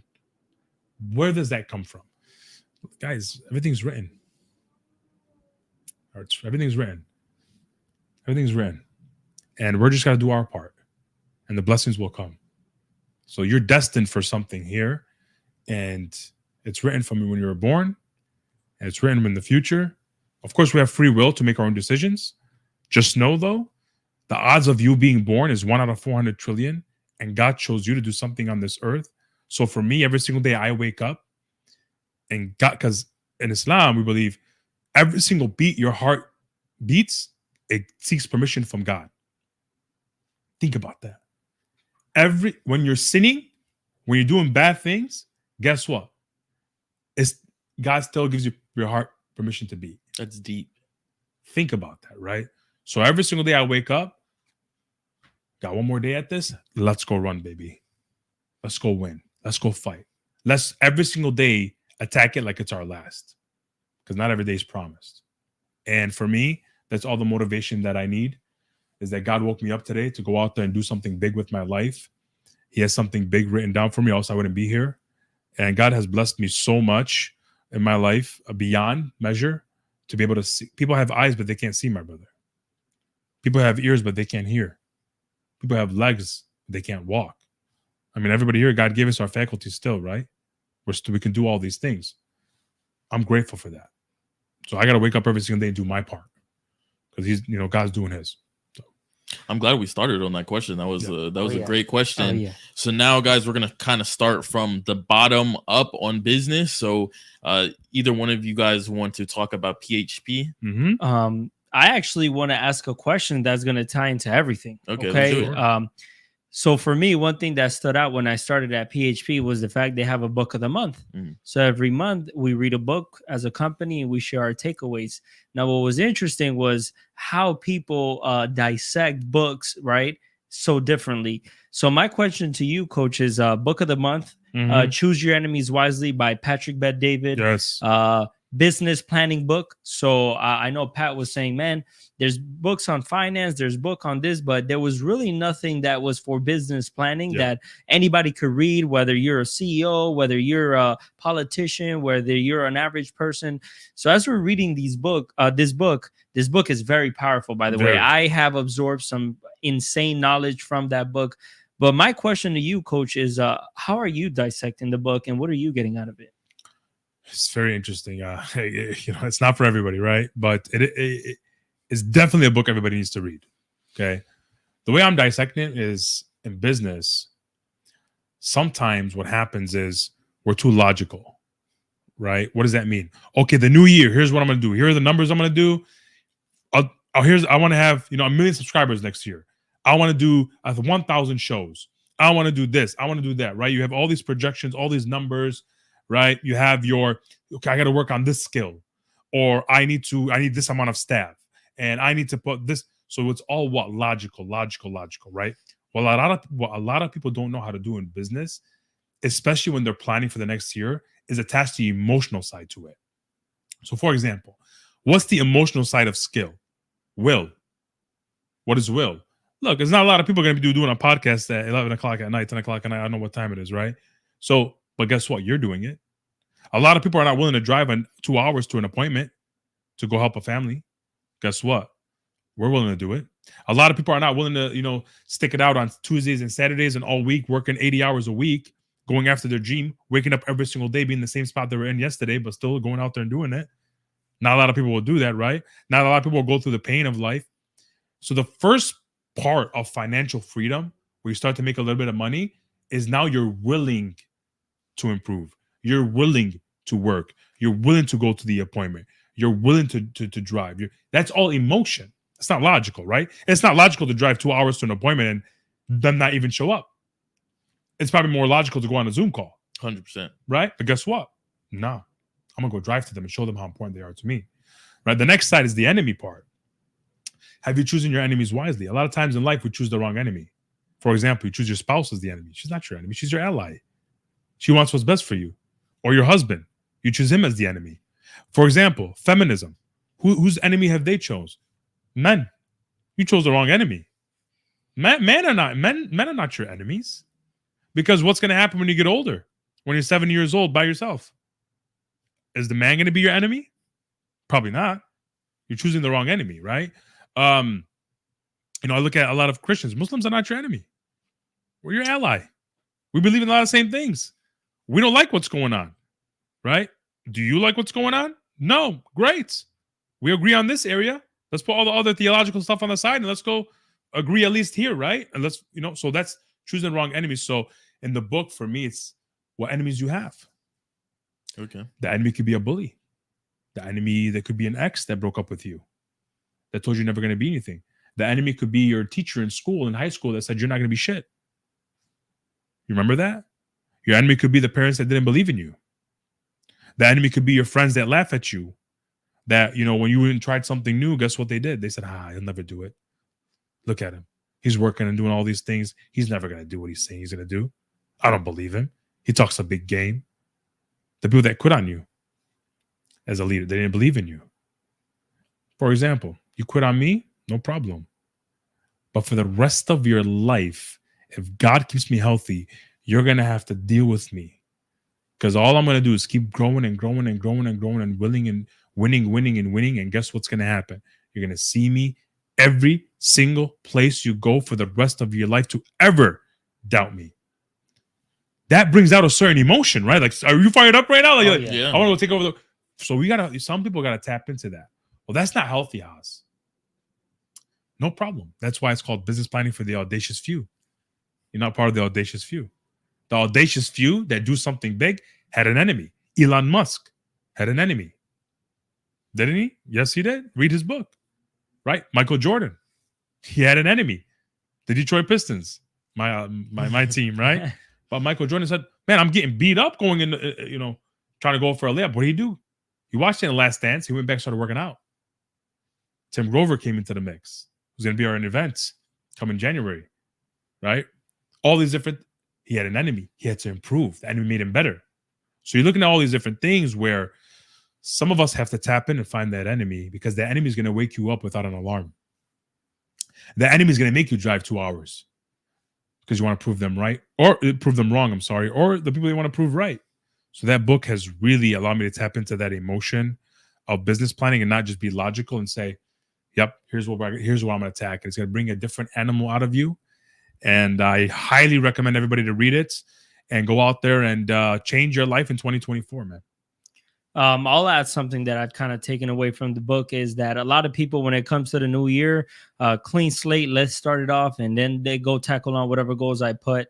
But what they fail to do is they fail to analyze the last year, what they did, what they didn't do. And there's a lot of habits that we have as human beings that sometimes we don't analyze and get rid of to then go after our dreams. So this ties into the question I wanted to ask you. What would you say as a leader? There's certain habits that you have that you developed before being a leader. A leader has to be strong. It has to be. What does that mean? Health got to be on point. So the older you get, the more you start to feel certain things, right? So I'm 32 right now. I can't do it's different when you're 21, 22, 23, right? You can eat bad and guess what? You're good. You can party or you can stay up till 4 or 5 o'clock in the morning, wake up at 7, 8 and you're good, right? So to be a leader and to be able to run, your number one, your health is priority. Okay. Meaning what you're putting in your body, diets, your diet has to be on point. Your training has to be on point. Strong body, strong what? Mind. Strong mind, right? Strong body, strong. So first of all, you got to go in the gym. You got to train. You got to work out. You got to sweat. You got to take your vitamins. You get a nutritionist maybe. Have the right food. It's what you put in, right? Number one. Number two is your health has to be on point. So again, very, very important. Because you got to be able to run. As a leader, you got to have stamina, and it comes with your health. Number two, what was the leader said? What was the question again? What are the habits that you kind of got rid of to become the leader? So got rid today? of. Okay, Yeah. so got rid of. Number one, guys. I mean, how many of you sometimes buy a book and don't finish it from cover to cover? I was a professional at buying books and not finishing them. Mm-hmm. How many were you? Right? Think about it. I've done that before. We've done 100%. Like, when you start something, finish it. That's number one. Number two, bad habits. What's this waking up late? Number two, what's up with this drinking every single night? Are you smoking every single night? Are you, maybe watching too much things you shouldn't be watching? What are you doing, right? Certain habits. What's another habits? We know what the bad habits are. Bad habits for me, I'll give you my example. My bad habits were very simple. I used to procrastinate. Oh my God. You're not a procrastinator. Yeah, I don't know about you. How I used to procrastinate. Yeah, we'll get I it done don't write tomorrow. it down. Yeah. Yeah, I didn't write nothing down. We'll get it done tomorrow. We'll get it done tomorrow. We'll get it done tomorrow. What happens? Tomorrow comes. Then Nothing don't do happens. So now I have two bad words: tomorrow and tired. Those are two bad words, right? So procrastination, you got to get rid of it. You have to be urgent. You have to get things done now. Stop waiting it off again because you think you have time. We don't. So the first thing that comes to my mind, Sahid, would be number one habit is you got to train and be healthy. Stop being shit because you've seen some of these kids, they're in their 19, 20 years old, they're obese. Mm-hmm. Why?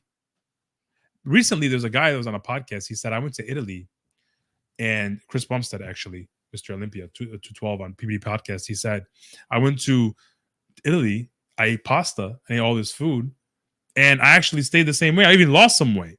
I came back here, I started eating healthy, and I felt bloated, inflamed. So you have to be careful what kind of foods you put in your body, your drinking habits, your drug habits, also your timing of what is actually, we talked about this earlier. The worst habit you can have is wasting your time. Time wasters. Social media. For example, how many hours do we have in a week, guys? About 168? Yeah. Right? 168 hours? Around that. I guarantee if everybody on this in this chat right now, if you go and try to see how many hours you waste, you'll waste at least 30, 40 hours a week. So 30, 40 hours a week, you look at it, if you're wasting 34 hours a week times 4 weeks, how many hours are you wasting? Let's say 40 times 4, what is that? 80, 120, 160 hours. Basically, in a month, you're losing a week. That's 12 weeks in a year. Mm-hmm. How many months is that? 12 months. How many months is that? 4, 8. That's 3 months you just lost in a year by wasting 30, 40 hours a week. Wow. That's huge. So younger people, they don't look at that. Gotta track your time. And most importantly, where's your time going and why is it going there? It's very, very important. When I was younger, man, I had no sense of time. But when you have kids, you get married, you're running a company, you're running a business, you're a leader, you're responsible. It's very important. So for a lot of people, right, that are young, right, what are the bad habits? Partying, right? Partying, drinking. My question is, what are some systems that people could put in place in order to help them get away from that? Okay, great question. So I like systems. So. Yeah, systems is very important. So for example, for me, when I moved down to South Florida, guess what I knew? I knew my friends were going to come down here. Okay. So what did I do? I didn't move to Fort Lauderdale. I didn't move to Miami. I moved more up north. Why is that? Because I got to drive an hour and a half to go to Miami. Guess what? Am I going to think twice about doing that? 100%. 100%. Maybe if I want to get away from drinking, how about I don't have liquor in my house? Right? How about, how about in my vicinity, how about I don't order junk food and put it in my home? Because at nighttime, if I don't have junk food, guess what? I'm not eating it. Because you're not going to get up and go to the gas station and drive in the middle of the night to grab something, right? So don't be in the vicinity of things that cause that distraction. If you're a gentleman and you're trying to stay away from girls, guess what? Stay away from the clubs. Get off of Tinder. Get off of these things. Why are you on there? Since when do you need back in the day, we used to go out and we used to tell a girl, hey, put your number on in a napkin or here, write it down on a piece of paper. And you actually had a conversation. Now, what are they doing? Swiping right, swiping left, swiping right, swiping left. Getting away from your phone. Delete certain apps. Again, most people will not do that. And nobody can help you. If you are not urgent to change your life, nobody is going to come to save you. It's something I learned this, man, recently. And when you're younger, you think like people are going to tell you that you're doing things. No, man. You're in this thing on your own. Nobody's going to be at your bedside to wake you up and tell you go take over the world. So if you're not urgent enough to put those systems in place of, not having certain things in your home, not having drugs in your home, not having a toxic woman because you met her at a toxic place, not having all these, you have to create the life that you want in order to get to where you want to go. And if you're not urgent enough to put those certain systems in place, then you don't want to get rich. You don't want to become successful. You don't want to raise a family. And guess what? It's on you. Self-accountability, guys, is very, very important. And I tell this to people. You can take a horse to the water, but you can't force him to drink. So for everybody on this, you're watching this podcast today, and you're going to be seeing all the different type of information and things that you learn. Some will adopt all this thing, but guess what? Most won't. That's why only 20% of America makes 100 grand or more a year, and 1% of America makes 400 grand or more a year. Why? Because only 1% of people are willing to make this change. And for you watching this, if you are part of that 1% that's willing to make the change, guess what? And you do so, your wildest dreams are going to become a reality. I can guarantee you that. I like that. So we kind of talked about tendencies or skills that you might need. Let's just kind of go to, what is PHP? Yeah, Sahid or Haas, the willing to explain? Man, so you ever wonder why people buy franchises? Like, for example, if we went and bought let's say McDonald's, or what are some franchises? Starbucks, Papa John's, Target. Domino's. Target, Papa John's. Okay. Why don't we go buy a Papa John's right now or a Target? Expensive. Someone coming up, open it, like, man, I'm a new entrepreneur, right? I don't have $1 million of liquid assets or liquid cash. Entry. Right? Exactly. That I'm going to have it. I can't fork you over 200 grand a year right now. You know what I mean? So what does that mean? But why do people invest in franchises? It's a proven what? Proven system, proven business model. It has marketing. It has, systems. It has a way of going about the business. It's a proven model, meaning other people have found success by owning this specific venture business, right? But people don't have the money to invest into that. So for me, I wanted to build my own company in the financial industry, but I didn't want to fork over all the money of the startup. I didn't want to have to hire compliance. I didn't want to have to hire a full home office staff. I didn't want to go out there and have to get put together the automation, the systems, and the carrier contracts and all these different things, right? But guess what? In PHP, it's a plug and play platform. Provides you with all the carriers, systems, proven business model, the playbook, the training, everything there is provided, and you can start your own company within a company. So I'm like, I can take the least amount of risk, financial risk, with the most amount of upside to become successful, and I still can be able to operate like I own my own company, and one day have an exit. So for me, that logically attracted it to me, right? Number two, 56% of America does not own life insurance. 50% to 56% of America does not own life insurance. So imagine I told you 50% of America didn't own cars. What are you going to sell? Cars. Make sense? 50% of America didn't own a home. What are you going to sell? A home. Home.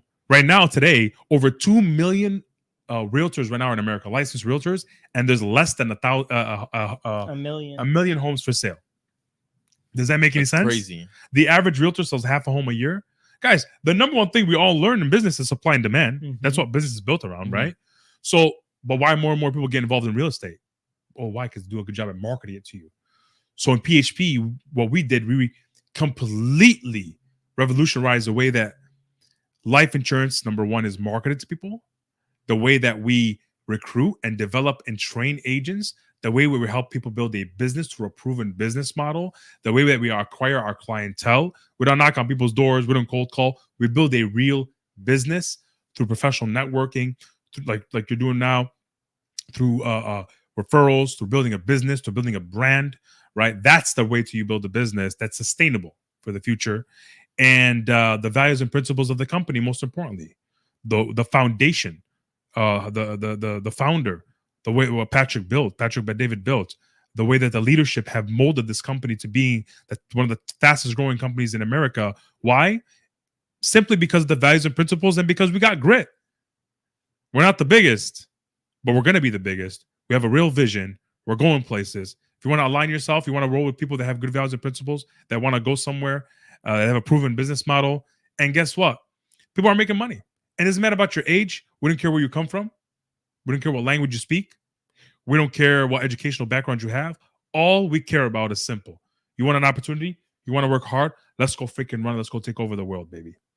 And I'm biased. I'd say, because I found, obviously, when you become biased, when you found success in a platform, call me biased, call me whatever you want, but I'm grateful I was able to be aligned with this company and build a business. And now seeing yourself building a huge business, seeing what you're going to be doing in the future massively. I'm telling you, you guys are going to be one of the biggest people in the industry that's ever seen. I truly believe that.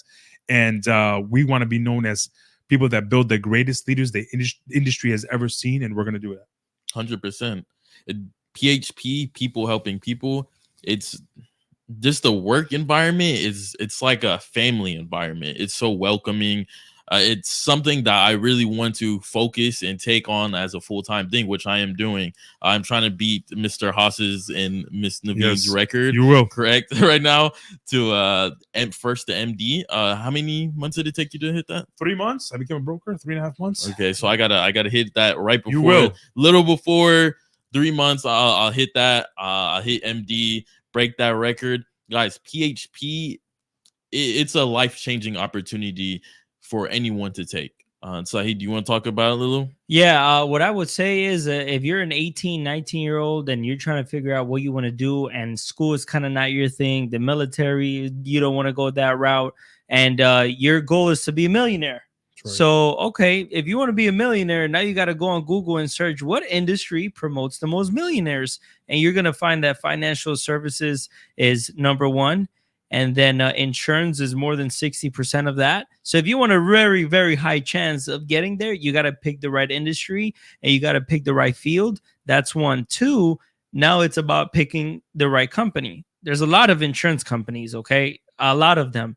But it goes to, okay, what do you want to align yourself with? Do you want a family culture or do you want a selfish culture? I want a family culture. Do you want a compensation and promotion guideline that incentivizes everyone to help each other out so everybody succeeds? Or do you want to go somewhere where you get handed a paper and it's like figure it out on your own because the person that's giving you the paper is not getting incentivized of helping you out? Well, I want to choose the route where everybody's incentivized to help everybody win. So when you start putting it in those terms, man, it makes it very easy to make a choice and a decision. And then, like I always speak about, if you're 18, what's the best advice someone could give you is find the right mentor and the right leader. So I was a Valutainer PBD fan before I even got into PHP. Interesting enough, when the person that recruited me, prospected me, Mr. Dustin, we got on the phone, we started talking. I started telling him about, Pat and about. So when I got the opportunity presented to me and I saw that Pat was the CEO and founder, I was like, hold on, did these guys do this on purpose to try to get me in, right? So found out that obviously he was the CEO and founder, man, and there's no better leader like him. There's no better person that I want to duplicate than him and Haas. So once you start finding, man, what you want, you start, kind of finding it easier to find where you want to be. And that's why I chose PHP. Okay, 100%. I like that. Why don't people talk about life insurance more?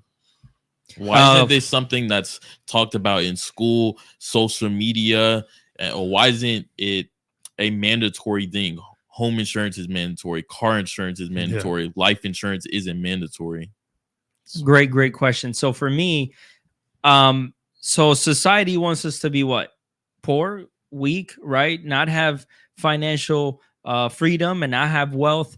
And what's one thing that creates wealth is life insurance. So that's why they keep it hidden. That's number one. And also, man, these are topics that are not spoken about in the household. Things are always spoken about when it's too late. People always have the conversation when it's too late. People want to talk about retirement when they're a year out, not when they're 20 or 25 years old. So these are conversations that people don't have that they should have. And the reason why we get paid the big bucks is why? Because we have the ability to have crucial conversations, have conversations with people that they don't have in their household, being the advocate for the child that can't speak, that's asking for responsibility when the parents are not there. And that's perspective. So for us, we got to give people perspective. And then also it's about training the mindset of going from what you're taught to changing the mindset to making it seem like, hey, this is actually something that's going to help you out. You know what I mean? So for me, people just don't have the conversation. And for us, it's about going out there and providing value and education. Because I always say, listen, sales is not hard. Because all sales is you're learning something and you're going and teaching someone else, and through the value that you provide someone, guess what, you reap the benefits. So that's what we do. And I don't tie my success to money, because the moment I get that money, I'm going to slow down. So I tie my success to the impact and the purpose that I'm fulfilling. And as long as I know that the people I come across are going to be better off, that's fulfilling my purpose. You know, it's not every single day. Nobody wakes up in the morning, the first thing they think about, I gotta go get life insurance. Right? Look, the fact of the matter is this: we have to do a better job, right? You look at what's so interesting, guys, is what's something right now that's been very popular the past few years, right? GoFundMe, very popular. But GoFundMe seen the fact that 50% of America did not own life insurance. So guess what they seen? Oh, wow, we have an opening, but they went the other way. Oh my God, if 50% of America doesn't own life insurance, guess what we can do? We can profit off their backs. How? We can create a platform where people can what? Put some money into this pool bucket, and someone can say, I need help, and people can help them. Because if you go on Crunchbase, what does it tell you is GoFundMe is a for-profit company. Because every single time that you donate money into a GoFundMe, I think the transaction fee is 2.93% for every single transaction. So they're making money off what? Irresponsible Americans' back. So we have to what? Fight that. They're our enemy. Why? Haas, what do you mean? Have they done a lot of good for people? Yes. Why? My point is on this side is we have to do a better job at insuring people. And how do you insure? By educating people, because there's less of us. We don't have a problem with clients in our industry. Mm-hmm. There are plenty of clients. We have a problem with more and more people getting involved in the richest industry in the world, right? So we have to do a better job at educating families, and it starts with us going out there and having these conversations with middle America, because the fact of the matter, most advisors, they just want to sit down with the top 1% of people. We work with middle America. We want to sit down with the families, go into their homes, kneecap to kneecap. The average everyday American say, hey, here's what we need to do. Here's how we need to plan. Here's how we can help. And we need more and more great people that want to do the same thing to combat this whole thing with GoFundMe, because we don't need to do that. We can insure. We can protect our families. We can be responsible. But it's going to take a group of people like us to go out there and make it happen and protect those families and educate them and go out there and save families, man, from this this horrible financial literacy that this country teaches us. And what exactly is life insurance? So great question. So life insurance, of course, there's many different types of life insurance out today. Number one, it can protect you if God forbid something was to happen to you, pays to your family tax free. Number two, God forbid you get hurt or sick, you're able to access some money. And again, if you outlive that, there's another savings account within that policy that you can possibly use that money for and be able to access it for your retirement. So it's a full-fledged of different things, right? God forbid, final expense policy for an older individual that, can get some coverage if they're a little bit older. But again, think about it like this. I'm a dad. I'll give you a scenario. I'm a father. I work. My wife doesn't really work, but I'm the breadwinner. If something, God forbid, happens to the father who's the breadwinner, what does the family do financially? Life insurance, guess what? Skips probate. Life insurance goes tax-free to the family. And does that benefit families? Yes. 100%. It's a very noble industry. So, guys, it protects. You need to play defense with your finances before you go and play offense. Life insurance is the foundation to every financial plan. Again, talk to your financial advisors. They'll give you advice. But from the insurance standpoint, life insurance is the foundation to every single financial plan. But what's so interesting, it's always the last thing on people's list. Should be the first, or ought to be the first. That's what I say. Man, what I would say is just two things: peace of mind and responsibility. It's a way for you to show responsibility to your family when you're not here. Because we want to show responsibility right now, but what about when we're not here? So that's my way of showing responsibility. And I don't even have kids or a family, but guess what? If something happens to me, I want to make sure my mom is taken care of. I owe her that responsibility because she was responsible for me. So it's a way of showing peace of mind and responsibility, and then also gratitude for the people that you're leaving behind. So it's something very important, man. It's something that's very essential and is the foundation to building wealth. Because what do a lot of people do? They want to go and try to get rich quick, put money in stocks, put money in crypto, boom, boom, boom. But what they fail to do is they fail to build a foundation to then build upon. So it's life insurance is for everyone. Whether you're a week old with a Social Security, you're able to get it. There's only a catch, which is your health history. So when I sit down with people that are in their early 20s, what's the last thing that they are going to worry about is life insurance. Why? Because they think they're healthy. They think they're good. They're not thinking about passing away. But then the older they get, their chances of getting approved start going down because their health starts to decline. So that's the perspective we got to give people, is that these things you need to understand and know early on. And this is what I always say. You've heard me say it. I'm going to say it 1,000 more times, is it's better to have it and not need it than need it and not have it. So that's what I would say. Okay, guys, now we understand what life insurance is, what PHP stands for, and kind of about that, their agency and the company. Sahid, Haas is obviously your mentor. You've been in the business longer than I've been in it. You probably have questions that you can get out of Haas that I might need to know, and other people within PHP or just in business and life in general might need to know. So do you have any questions for him?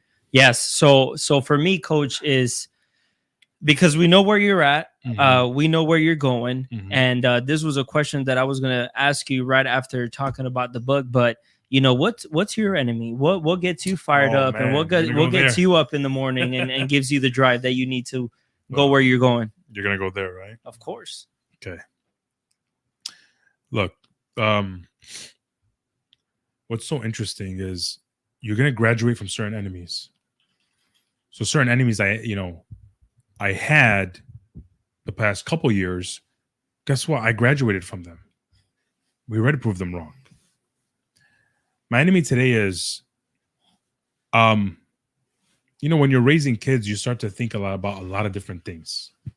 And one of those things is, I want to be able to make decisions for my kids. I want to be able to have the private school for my kids to go. I want to be able to dictate what my kids learn in school. I want to be able to, say, hey, here's what my son's going to learn. Here's a curriculum. Here's what I want. Okay. And I want him to get the best possible education possible. And here's what I want, or, my daughters and, God willing, I want to have 10 kids or whatever the case may be, God willing, right? Whatever God has plans for us.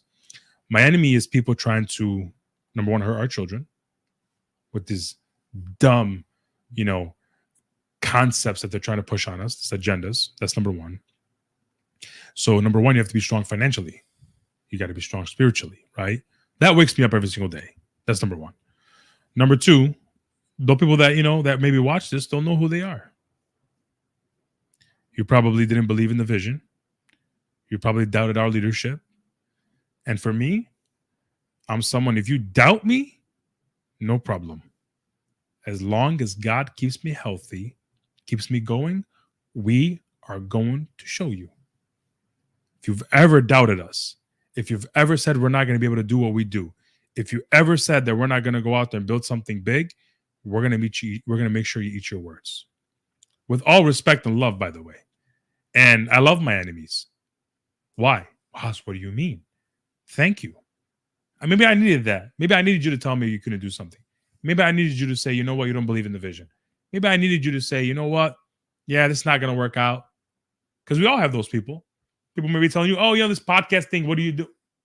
Guess what? All right, you'll see.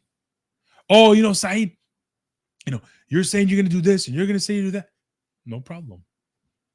You're supposed to doubt me because your mind can't even go there. Your mind can't even believe in this kind. You don't think that big. You know what I mean? Yeah. Of course, you're not going to think I'm going to make it at a large level because your mind can't even conceive it. You can't even go there. And guess what? It's never going to happen for you.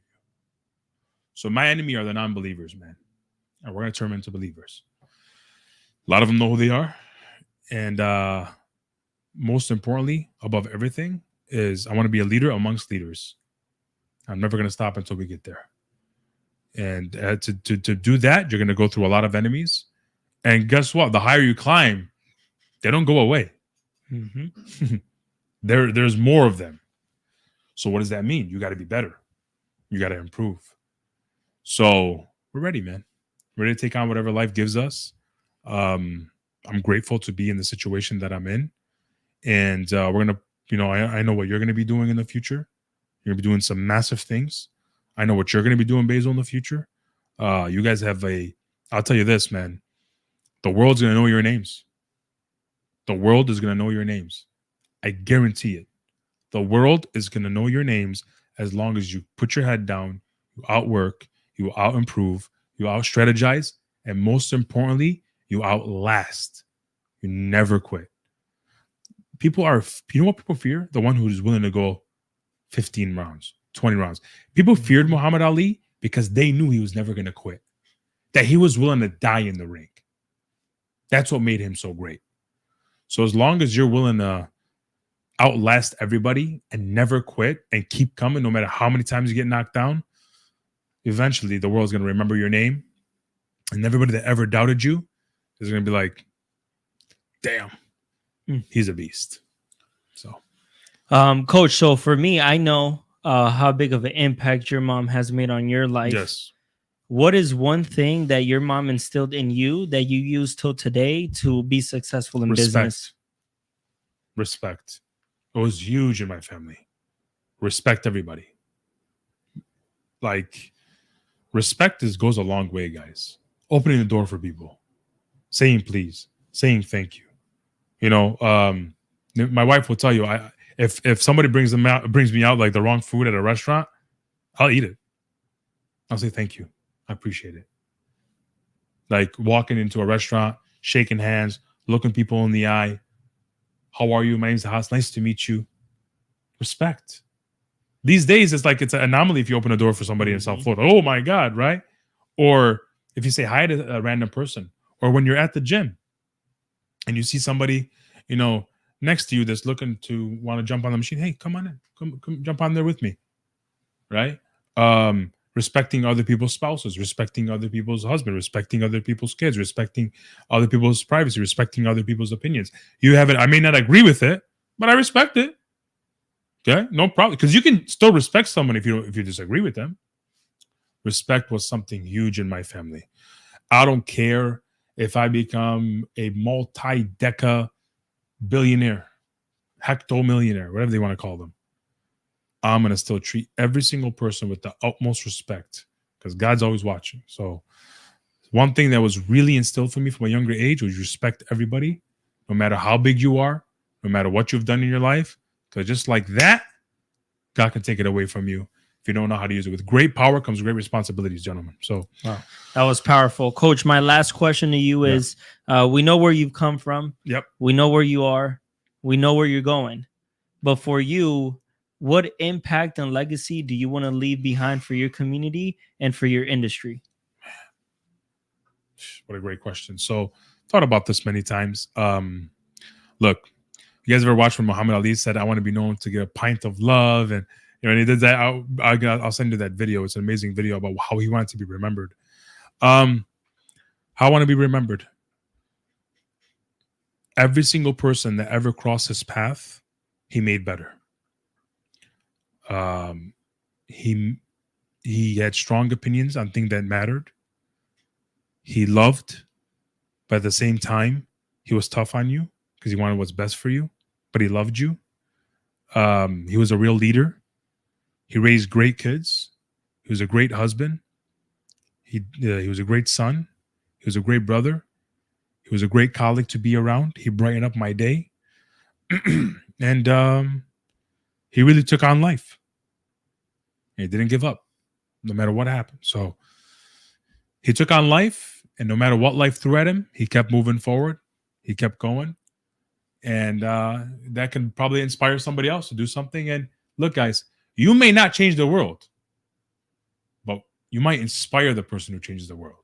So I know I said that was my last question, but I got one more for you. I got one more for you. So we were in the car driving here. You were showing me pictures about how things were 2 years ago, 3 years ago. I know this is one thing that you do, which is you have conversations with your old self. Yes. But what I want to ask you is, if you fast forward 50 years from now, what conversations are you going to have with the you right now? You said you were going to do it, and you did. I'm big. Guys, I'm huge on that. If you say something, do it. So all I want to do is look at myself in the mirror and say, you said you were going to do something, and you did it. I'm proud of you. Look, And when someone tells you they're proud of you, you feel it. It feels different, right? But when you tell yourself you're proud of yourself and you genuinely mean it, Mm-hmm. that's a whole different feeling. So I just want to, look at myself in the mirror, say, what you said you were going to do, you did. And I'm proud of you. You kicked ass. You did your part. Do you have any questions for him? Do I have any questions? We could sit here for hours and Yeah, hours and right? hours. I love it. Right. But I do want to just take another cool down. Guys, again, go back, just watch this chapter so far and write your biggest takeaways. I know a lot of people, you're probably just watching to watch it, but you can watch and gain so much value from this. This is free value that Haas and Sahid are providing to you. You don't need to pay for a one-on-one mentorship from them when he's telling you everything right now. So go back, rewrite everything. Now let's get back into the questions. What do you think is the biggest thing that make you successful? Great question. Number one is your habits. Okay. For example, if you're someone that wakes up every single day, like you're sequencing. What do I mean by sequencing? So every single day, what's the first thing that you do? What were you like? You open your eyes. What's the first thing that you do? Thank God. Boom. What's the second thing that you do? You get up, you go, and you Use brush the- your teeth. yeah. Brush your teeth, right? You shower. You shower, right? All the stuff from the night before. Okay. You get up. Thank God. You brush your teeth, shower, get dressed, have your breakfast, hit the office. You go to the gym, or you go to the gym, you shower, you hit the office, you work, appointments, you grind. You know what you got to do. You sequencing. You got your meetings. You got this. Boom, boom, great. Then you wind down. You go to the house. You sit down with your wife. Watch a movie. Play with your kid. Everything in life is sequencing. So if you wake up every single day and you do that same consistency and discipline towards your craft, towards your sequencing, guys, it's inevitable. You're gonna win. If you wake up every single day and you continuously do the right things, you're gonna win. So what does that mean?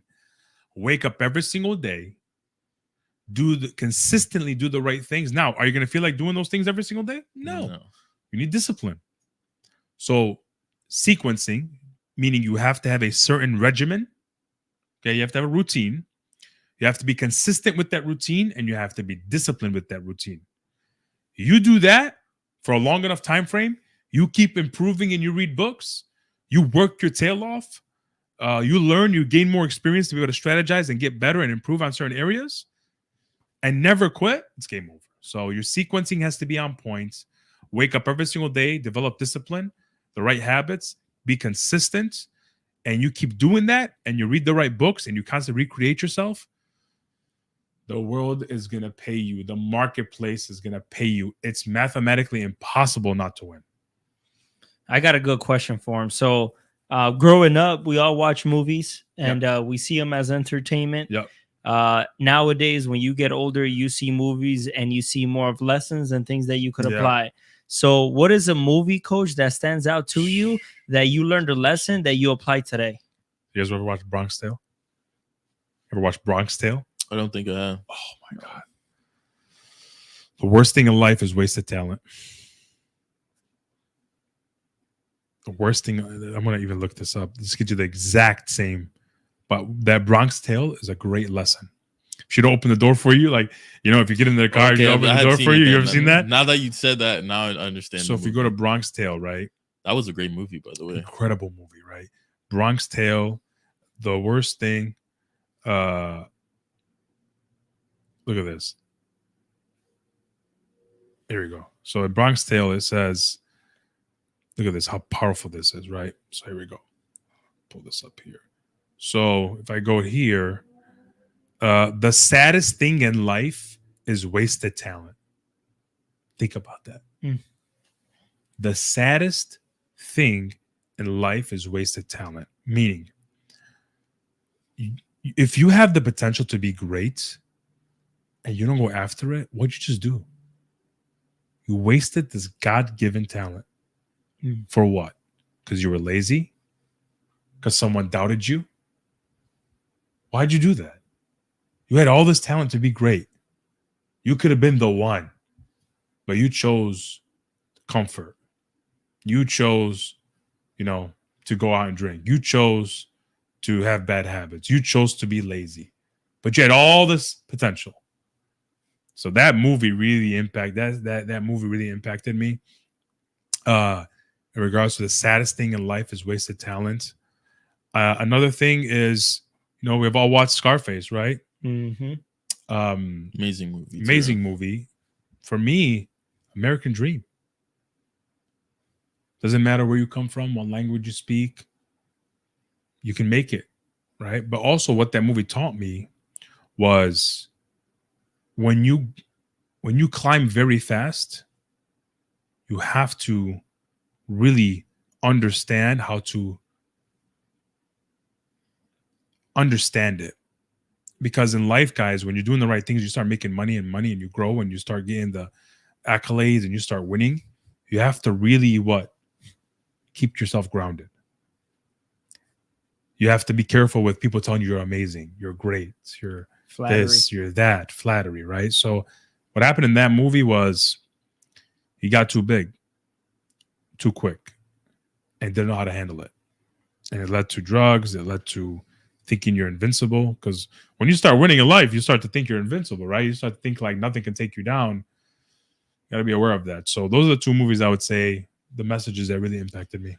So we'll stay on the movie topic, right? So a lot of people watch movies and they miss the whole point. For example, people think that Rocky's a fighting movie, but in reality, it's a love movie. Yes. Right? So one day, coach, you're going to be so big that they're going to write a movie about you. What kind of movie do you want it to be, and why? Ooh. That's a deep question. You know what's interesting? I've thought about that. Why have I thought about that? What made Rocky so interesting? Everybody loves a redemption story. The underdog. I want my movie to be all about redemption. Falling, getting back up. Nothing stopping me. So if there's any way if I'm able to control the plot of the movie, it would be redemption, baby. You didn't believe in us, went through hard times, ups and downs, but guess what happened? We came out on top. America loves a redemption story, man. Mm-hmm. So I would love for that kind of a movie to be played. To add to what you said about wasted talent, I always think about David Goggins when he speaks about the day he gets there, Judgment Day. Oh yeah, and God shows him, hey, this is who you could have been, but you didn't do that. He says, man, I want to get up there and exceed God's expectations. So I resonate with what you say, wasted talent, because that's one thing I'm going after, is making sure that I'm exceeding His expectations all day. I mean, why you? Why did he choose you to be here? 1 out of 400 trillion, the odds of you being born. Why you? Believed in you. Why you? Don't lose his favor, right? Like, why you? Why? Think about it. And think about it like this. How many people right now are around the world are, you're seeing what's happening in the world today. What's happening to some, in the world today with kids and wars and stuff. Why are you here? And why you have the ability to go after your dreams? Aren't you grateful for that? Are you taking advantage of that? Or did you just feel entitled now? Guys, entitlement is a very dangerous thing. Very dangerous thing. So you have to really get some perspective on, man, I'm freaking fortunate. Man, I got so much potential. Man, what am I doing with it? You know how many people would trade life with you right now? Like, for example, do you think the person right now in the hospital is fighting for their life because they have cancer would trade their life with you right now? Absolutely. So what are you doing with that? Are you taking advantage of it? Or it's like, oh, okay, did you get used to it? Go tell a cancer patient who's on their deathbed, go complain to them about your life.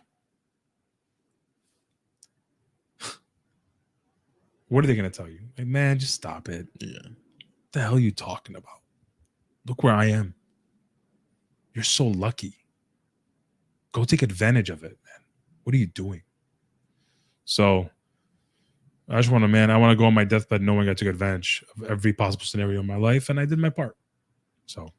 So one of the big things that we see kind of a trend, scaling up, like Pat, for example, he came out with books.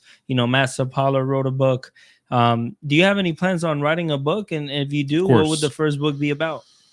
So I'm actually, I've been thinking about that for a very, very long time. And,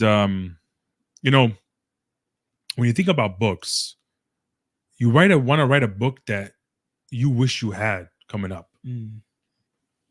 Right? Like almost like a formula. Yeah. That you wish you had. So I don't know.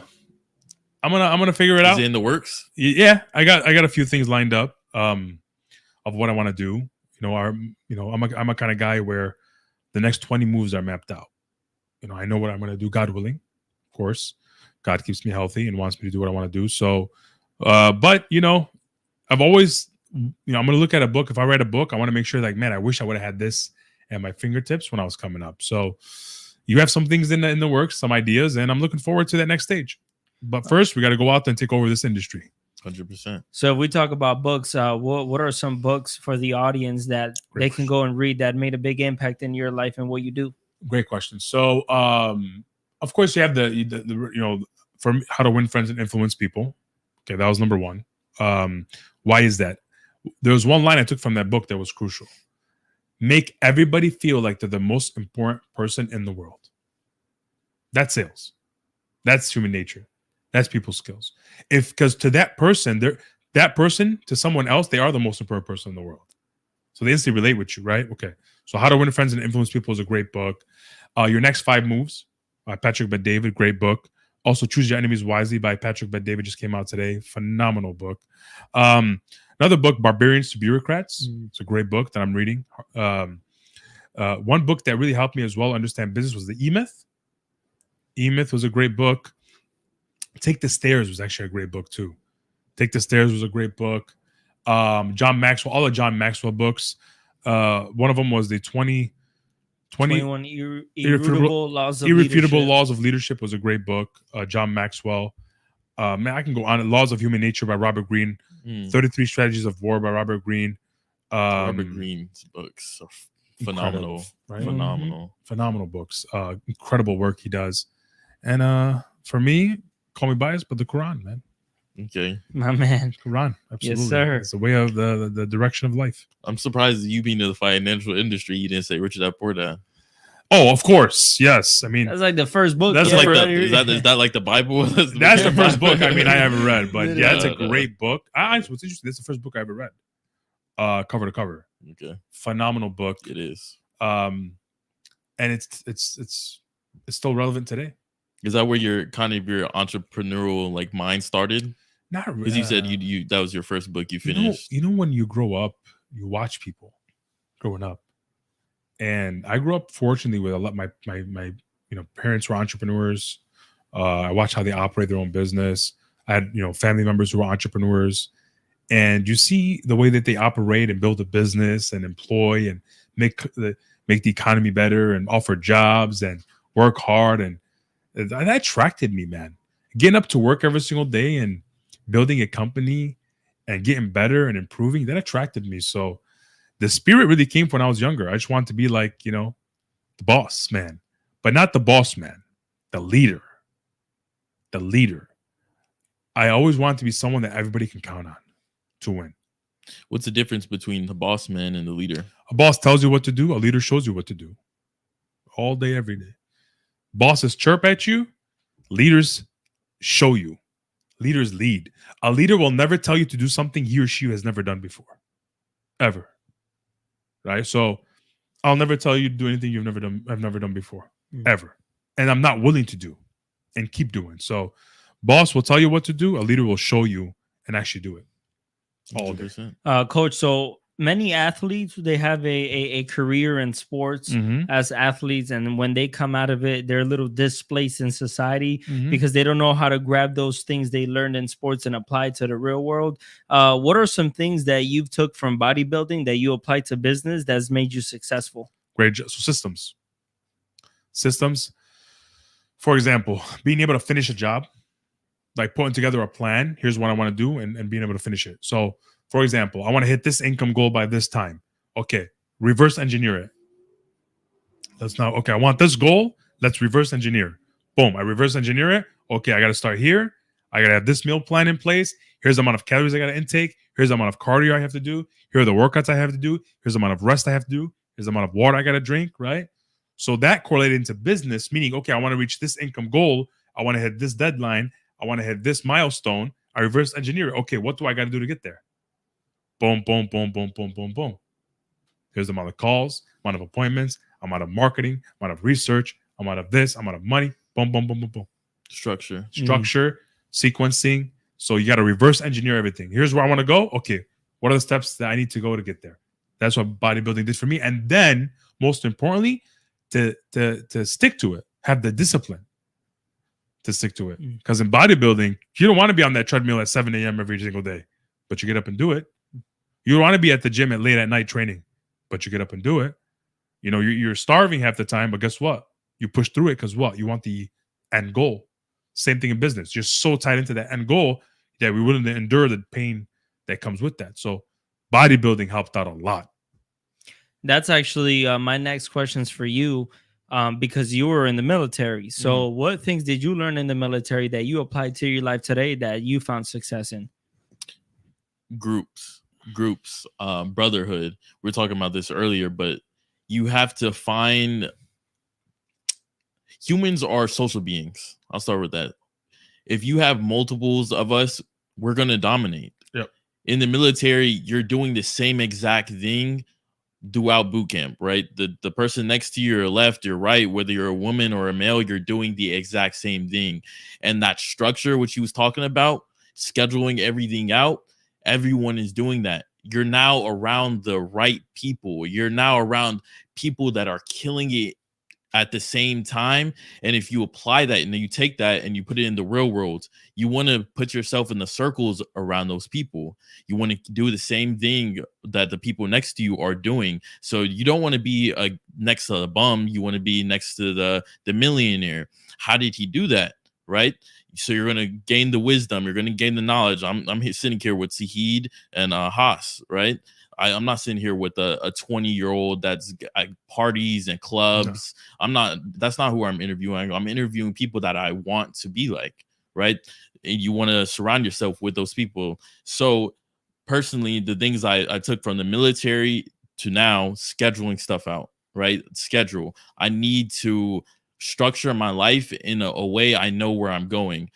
You can't have, oh, I'm gonna do that tomorrow. Like I said, I can't do that tomorrow. Let me do it now. Let me try to write this down, take notes. In the military, the biggest thing they always said, you might forget stuff, so always take notes. Always take notes.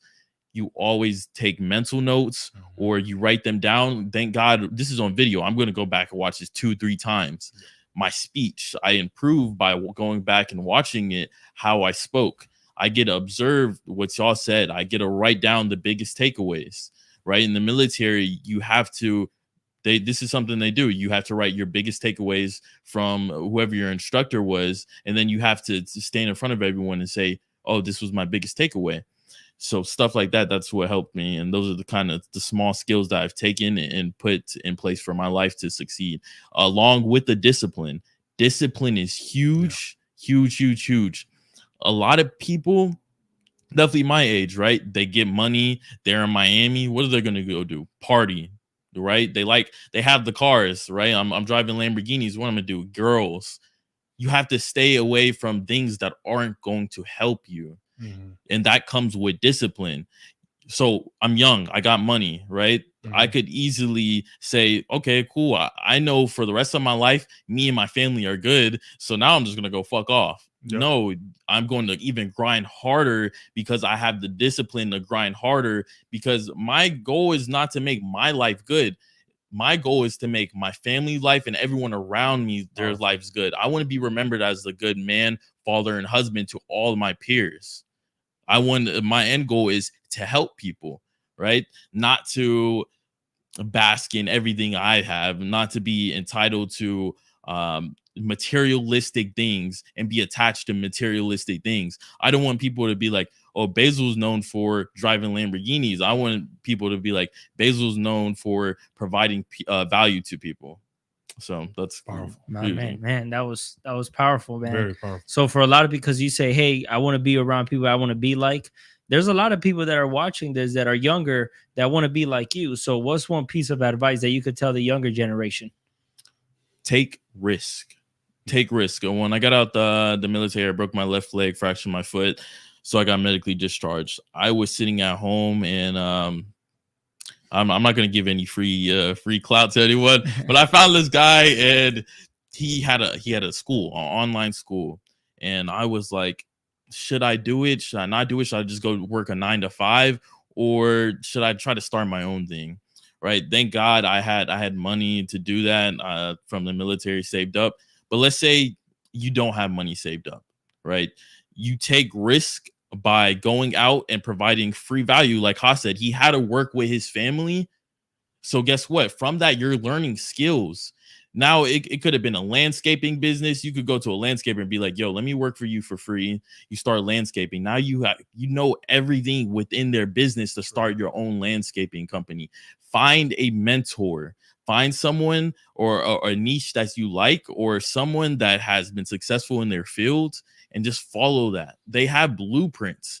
Follow exactly what they've done. A lot of people think it's hard to be successful at a young age. I would say that's bullshit. Look online. How many 20-year-olds have millions of dollars, right? So use that to your knowledge. Books, they're great, right? Books, you could go to a library for free and read. Knowledge is the biggest key to success. Knowledge. That's your first thing ever. Go and read books. Rich Dad, Poor Dad. Again, that's kind of like the beginning to open your mind to all these books. Talking about John Maxwell, Robert Greene. You figure out kind of the game plan. They tell you what the game plan was. Was it Napoleon Bonaparte? He has the game plan. He tells you everything. So now that you have the knowledge, you go find the skills. Once you find the skills, you put everything in place. Nice, man. Nice. Another question, last one for you. But as a 21-year-old that's obviously achieved success and is making the money that you're making, how do you check your ego and how do you stay so humble? Well, I'm not gonna lie. At the beginning, there's a month that I made probably around 100K.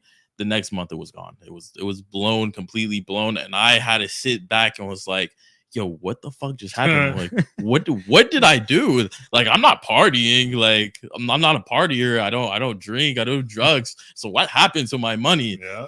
So the first thing I did, got an accountant. I realized that you cannot do everything yourself. You need help by other people. Like I was going back to saying, so we're social creatures. We're better in packs. We're better in a group. So I created a group around me to find my checks and balances. My accountant now gives me a certain amount of money that I could spend in. It's like kind of what's it, allowance? I get allowance of my own money. I love that. It's crazy, but it really helps you. It keeps me focused. Oh shit, I can't go do this today. I can't have a dinner. Usually I don't even spend anywhere close to my budget that they give me, but you realize that how do I phrase this? You realize that you're not the perfect person in a sense. What was the question again? I'm sorry. How do you keep your ego in check and how do you stay humble? Yeah, you realize you're not the perfect person, right? So then you go look at people that are better than you, right? That's the next thing. I believe that everyone is perfect. We talked about this before. I think I'm perfect. Now, what do I mean? Whoa, you think you're perfect? No, I think I do my best every single day. I give my best. That means I'm my perfect. If I go outside and I could run a 40-yard dash in 4 seconds and then I can't beat that record, that means that's my perfect, right? So every day I wake up and be like, I need to hit my perfect. I need to be better than yesterday. If I'm not better than yesterday, then I'm not my perfect. Now, if you look at everyone else, I'm not perfect. I'm not the perfect human being. I don't think anyone's perfect. So you look at people above you, that checks your ego with an instant. You look at people also beneath you, right? checks you, that could check you with the instant too, because the same way you gain everything, you could lose in an instant by having ego. You want to learn from other people's mistakes. I talk to people that are older than me because they pass on the wisdom and they tell me their mistakes they made, and I kind of put myself in a sense that I can learn. You cannot have a mindset where you're not open to learn new things. I could be like, yo, I'm 21. At 21, you weren't making money. You were nowhere close to where I am. I could easily say that. But clearly, I mean, if you think about it, the long term, they're dirty and they've learned all this. They have the wisdom. What is wisdom? Experience and knowledge, right? So I'm at 21. Imagine if I listen to what they're saying, where will I be at their age? Absolutely. Powerful, man. Powerful.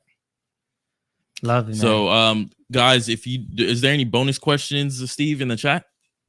Hector had one question, I think. I see. He said, what is the different kinds of life insurance policies, and why is it important to know the difference? Great question. I'll take that. So there's obviously different types for different solutions that we're trying to solve for. So life insurance is not like a one shoe fits all, right? Everybody's end goal and purpose for life insurance is different. For example, let's say I have a family, I have kids, right? I'm focused more on leaving a lot of death benefit behind. I'm going to get one product. Let's say that I'm somebody that doesn't have any kids, but wants to build wealth for retirement. Now you want something that has cash value. So when you sit down with a professional like us, you get the different types, but we're also trying to find out what you're solving for and what your end goal is. And then we make a recommendation in terms of what the best option is. Great. Absolutely. 100%. You nailed it. Nailed it. Everybody's specific, guys. So everybody has to, what we do is not one size fits all when it comes to this. So it's sitting down, doing a financial assessment with you and seeing exactly what best suits you and your family and your current situation. Perfect. Any more, Steve? Nope, that's it. All right, perfect. Thank you, Mr. Haas. My brother. Appreciate you, man. Sahid. My man. Guys, go check out on their socials. Anything y'all want to shout out real quick before we end?